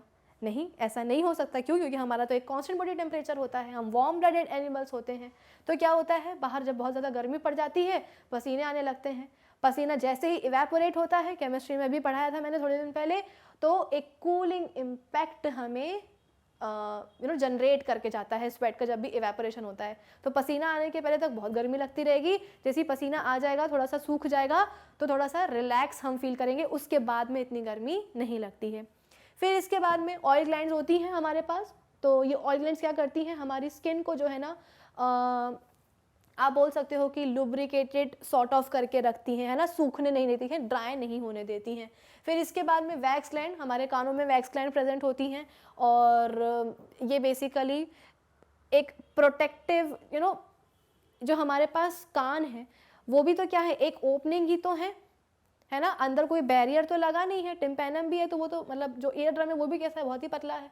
तो ओपनिंग से क्या होता है ना, अब हम रोड पे निकल गए हैं शॉपिंग करने के लिए, धूल मिट्टी उड़ रही है, तो धूल मिट्टी अगर नाक में घुसेगी तो नाक क्या हो जाएगी, छींक आ जाएगी, है ना। नाक में हम बोलते हैं कि जो नेजल पैसेज है हमारा, यहाँ पे छोटे छोटे हेयर प्रेजेंट होते हैं। तो ये क्या करेंगे, हेयर का काम क्या होता है। अब आप सोचोगे कि भगवान ने बेवजह की चीज़ें बना दी, नेचर ने बेवजह की चीज़ें बना दी हैं, बेवजह यहाँ पे कुछ भी नहीं है। ये सब क्या है, जहाँ भी हमारी बॉडी में असेंशियल ओपनिंग्स होती हैं, रास्ते होते हैं, वहाँ पे नेचर ने हमें बनाया ही ऐसा है कि वहाँ पे हेयर प्रेजेंट होंगे, फिर वो चाहे प्यूबिक हेयर ही क्यों ना हो। हमारे नाक में भी हम बोलते हैं कि ओपनिंग होती है तो धूल मिट्टी अंदर ना जाए, इसलिए छोटे छोटे नेजल चैम्बर में हेयर प्रेजेंट होते हैं। और ये हेयर पार्टिकल्स, ये हेयर क्या करते हैं, उन डस्ट और धूल के पार्टिकल्स को ट्रैप कर लेते हैं, ज़्यादा हुआ तो छींक आ जाएगी, तो वो सब बाहर आ जाएगा, ठीक है। शॉपिंग में निकले हो तो मुंह बंद रखो, तो एटलीस्ट मुंह में नहीं जा पाएगा। आँख के पास भी हम बोलते हैं कि प्रोटेक्टिव, आप बोल सकते हो कि सारे प्रिकॉशंस हो सकते हैं। आँख में अगर कचरा जाता है तो तुरंत हम बोलते हैं कि आंसू आ जाते हैं, इन आंसू से क्या होता है, कचरा बाहर आ जाता है। लेकिन अब कान क्या करें, कान तो इस तरीके से जो है ना आंसू नहीं बहा सकते हैं, तो कान में हम बोलते हैं कि ये वैक्स ग्लैंड होती है, और ये वैक्स ग्लैंड क्या करती है, वैक्स निकालती है। वैसे तो ये वैक्स ग्लैंड एकदम वाइट कलर का होता है, तो जब हम कान को साफ करते हैं तो ये जो येलोविश ब्राउन कलर का जो मैल निकलता है, वो आप ये मत समझना कि वो तो सिर्फ वैक्स है, नहीं, वो आपकी गंदगी होती है। जो धूल मिट्टी जम जाती है ना हमारे कानों के अंदर जाती है, तो वो वैक्स क्या करता है, उन धूल मिट्टी को वहीं रोक लेता है, अंदर नहीं जाने देता है। वरना तो हमारे जो कान की जो अंदर वाली चीज़ें हैं ना, वो बहुत ज़्यादा सेंसिटिव होती हैं, तुरंत हम बोलते हैं कि कान का दर्द उठ सकता है। तो ये वैक्स ग्लैंड बहुत अच्छी होती हैं हमारे लिए, धूल मिट्टी को वहीं ट्रैप कर लेती हैं, वैक्स में मिला लेती हैं और अंदर नहीं जाने देती हैं। ठीक है, फिर इसके बाद में अगर हम बात करेंगे सलाइवरी ग्लैंड्स की, तो भाई हमारी बकल कैविटी है हमारे पास, उस बकल कैविटी में टीथ भी है और उस बकल कैविटी में टंग भी है और सलाइवरी ग्लैंड्स भी हैं। तो जो भी हम खाना खाते हैं उसको लुब्रिकेट करने का काम करता है सलाइवरी ग्लैंड्स का सलाइवा। ठीक है, और फिर उसको लुब्रिकेट करेगा तभी हम क्या कर पाएंगे, खाने को निगल पाएंगे, स्वालो कर पाएंगे।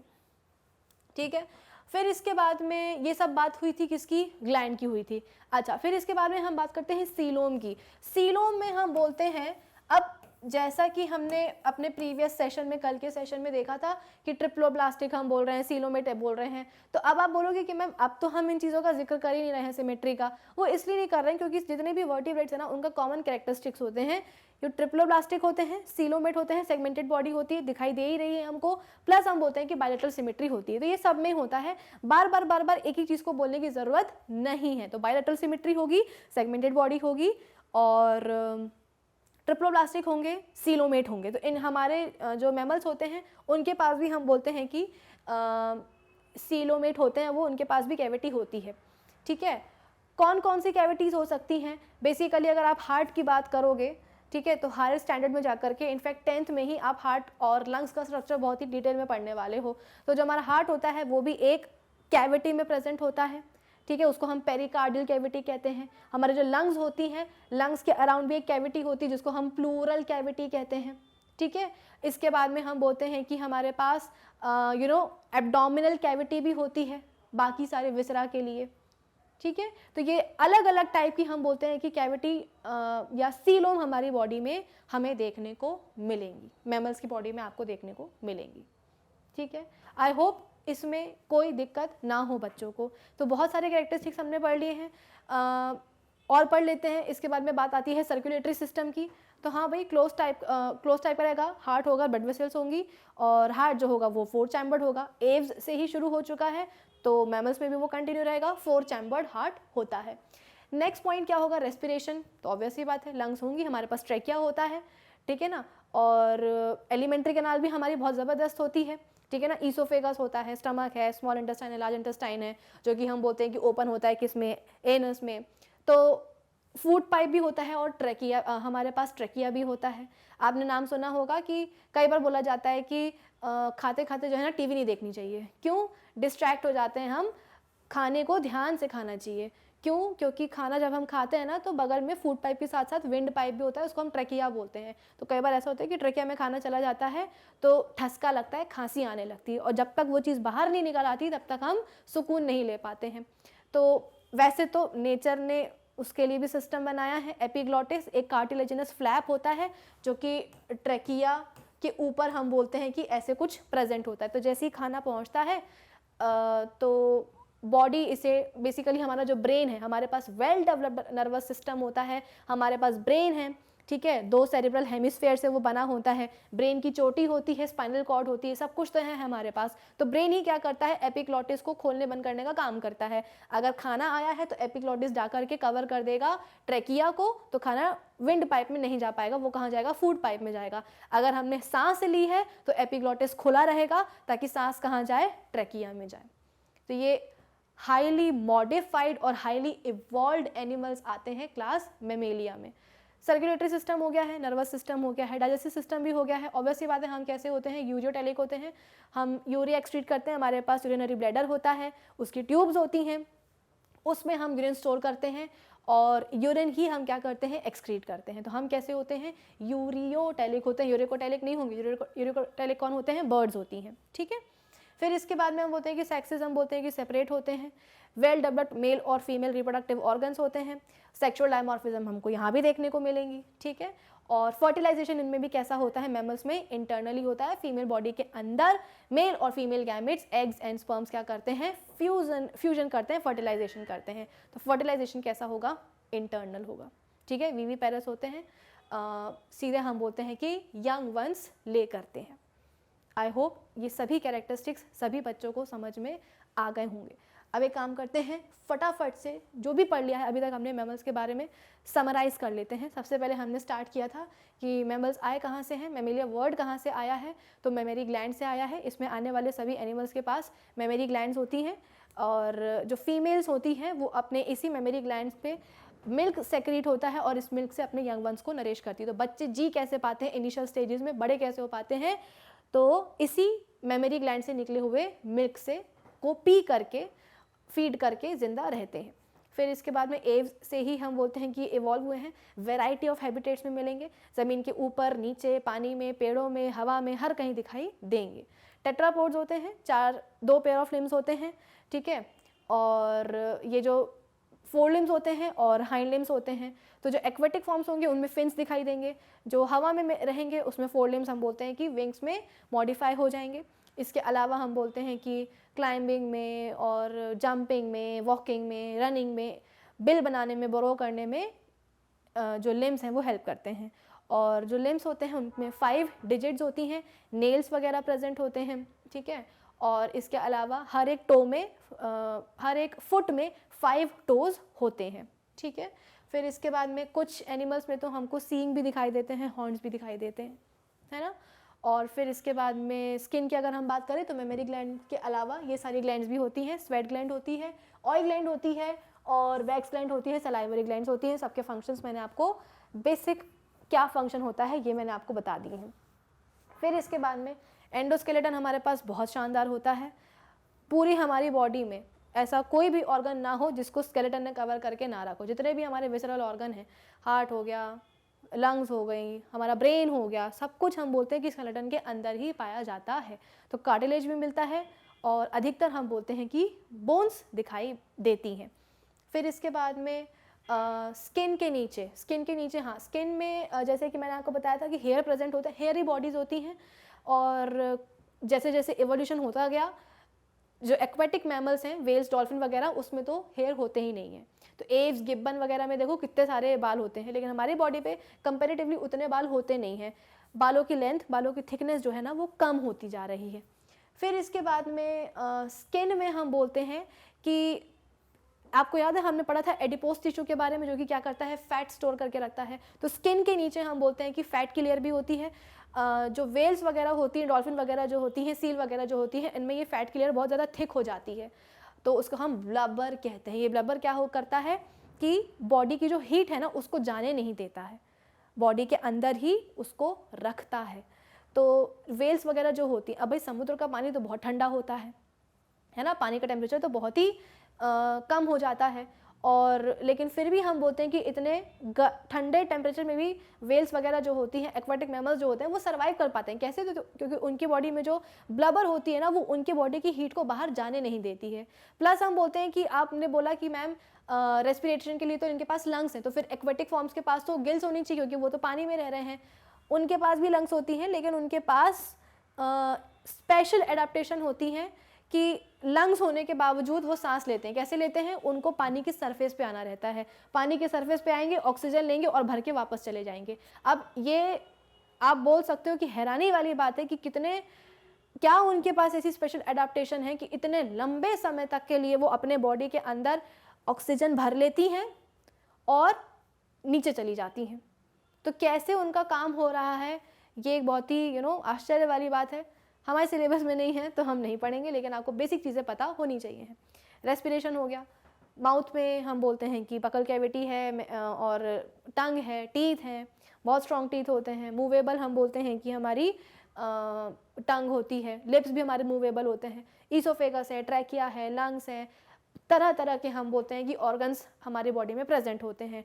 डाइजेस्टिव सिस्टम हम बोलते हैं कि स्टमक है, इंटेस्टाइन है, ठीक है, लिवर है, पैनक्रियाज है, सब क्या करते हैं टुगेदर मिलके खाने को अच्छी तरीके से डाइजेस्ट करने की कोशिश करते हैं। ये एलिमेंट्री कैनाल जाके खुलती है एनस में, जहाँ से हम बोलते हैं कि फीकल मैटर बाहर निकलता है। हमारे पास एक पेयर ऑफ किडनीज भी होती हैं, ठीक है, जो कि एक्सक्रीशन में हेल्प करती हैं। यूरिन हम एक्सक्रीट करते हैं, यूरियोटेलिक होते हैं, यूरिया हम एक्सक्रीट करते हैं, ठीक है। बेसिकली एक्सक्रीटरी फ्लूइड होता है यूरिन, और मटेरियल कौन सा होगा? यूरिया होगा। और हम बात करेंगे अगर सर्कुलेटरी सिस्टम की, 4 चैम्बर्ड हार्ट होगा, बेस्ट होता है, क्लोज टाइप का होता है, कोई दिक्कत नहीं होती है। बॉडी में कैविटीज़ प्रेजेंट होती हैं, प्लूरल कैविटी होती है, पेरिकार्डियल कैविटी होती है, एब्डोमिनल कैविटी होती है, ये सारी कैविटीज़ आपको देखने को मिलेंगी।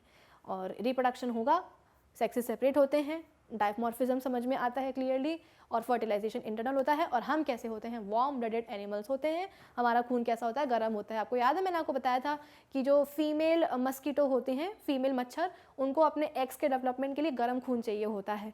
अब गर्म खून आप खुद ही सोचो गर्म खून किस किस के पास है, बर्ड्स के पास है और मैमल्स के पास है, ठीक है। अब जैसे कि मैंने आपको बताया कि बर्ड्स की जो पूरी बॉडी है, उसके पहले जितने भी रेप्टाइल्स वगैरह आ रहे हैं वो सब क्या हैं, वो तो कोल्ड ब्लडेड हैं। उनके बॉडी का टेम्परेचर खुद ही कांस्टेंट नहीं रहता, वेदर कंडीशंस के हिसाब से चेंज होता रहता है। तो अगर फीमेल मच्छर को गर्म मिल्क चाहिए, गर्म ब्लड चाहिए भी है, तो वो कैसे ले सकते हैं, बर्ड से ले सकते हैं या मैमल से ले सकते हैं। बर्ड्स की बॉडी पे तो इतने सारे फेदर्स होते हैं, बेचारे घुसेगा अगर कोई फीमेल मस्किटो तो वो निकल ही नहीं पाएगा बाहर। बचा कौन, मैमल्स। मैमल्स में भी हम बोलते हैं कि हिप्पोपोटामस को जाकर के वो अगर वो काटने को बैठेगी फिर तो काम हो जाएगा, उसका डंक ही टूट जाएगा। क्यों? क्योंकि उसके हिप्पोपोटामस की स्किन बहुत थिक होती है, इतने आसानी से घुस नहीं सकते हैं वहाँ पे। इसके बाद में चिंपैंजी, गिब्बन वगैरह को अगर हम देखें तो उनकी बॉडी में तो हेयर ही इतने होते हैं, तो कहीं थिक हेयर है, कहीं थिक स्किन है, तो कहीं हेयरी बॉडी है। आपने बोला कि मैम एक्वेटिक जो मैमल्स होते हैं उनको क्यों नहीं जाके काटती है, तो उनकी स्किन भी तो कितनी थिक है ना, नीचे हम बोलते हैं कि फैट की लेयर है। और क्या वो पानी में अब डूबेगी क्या जाकर के, तब उनको काट के आएगी, तब उनका ब्लड लेगी क्या? बचा कौन, अल्टीमेटली बचता कौन है, ना कुत्ते को काट सकती ना बिल्ली को काट सकती है, क्योंकि उनके बॉडी में भी हेयर है। बचा कौन, हम बचे, ह्यूमन बींग्स। तो इसलिए सारा अटैक जो होता है ना फीमेल मस्किटोज का, वो किसके ऊपर हो जाता है, हमारे ऊपर हो जाता है। ठीक, आई होप ये सभी चीज़ें सबको समझ में आ रही होंगी और बहुत ही इंटरेस्टिंग तरीके से मैं आपको समझाने की कोशिश कर रही हूँ। इसके बारे में मैं आपको बताना चाह रही थी, इसको हम कहते हैं क्या, आर्कियोप्टेरिक्स। ये कनेक्टिंग लिंक होता है रेप्टाइल्स और बर्ड्स के बीच का। तो यहाँ पे आपको क्लियरली दिखाई दे रहा होगा कि क्या है ये, पता नहीं, ना ही ये एग्जैक्टली चिड़िया है, ना ही ये एग्जैक्टली क्या है, कोई रेप्टाइल है। इसके आप मुंह में देख सकते हो कि दांत प्रेजेंट है, तो ये सॉर्ट ऑफ डायनासोर जैसा दिखाई दे रहा है।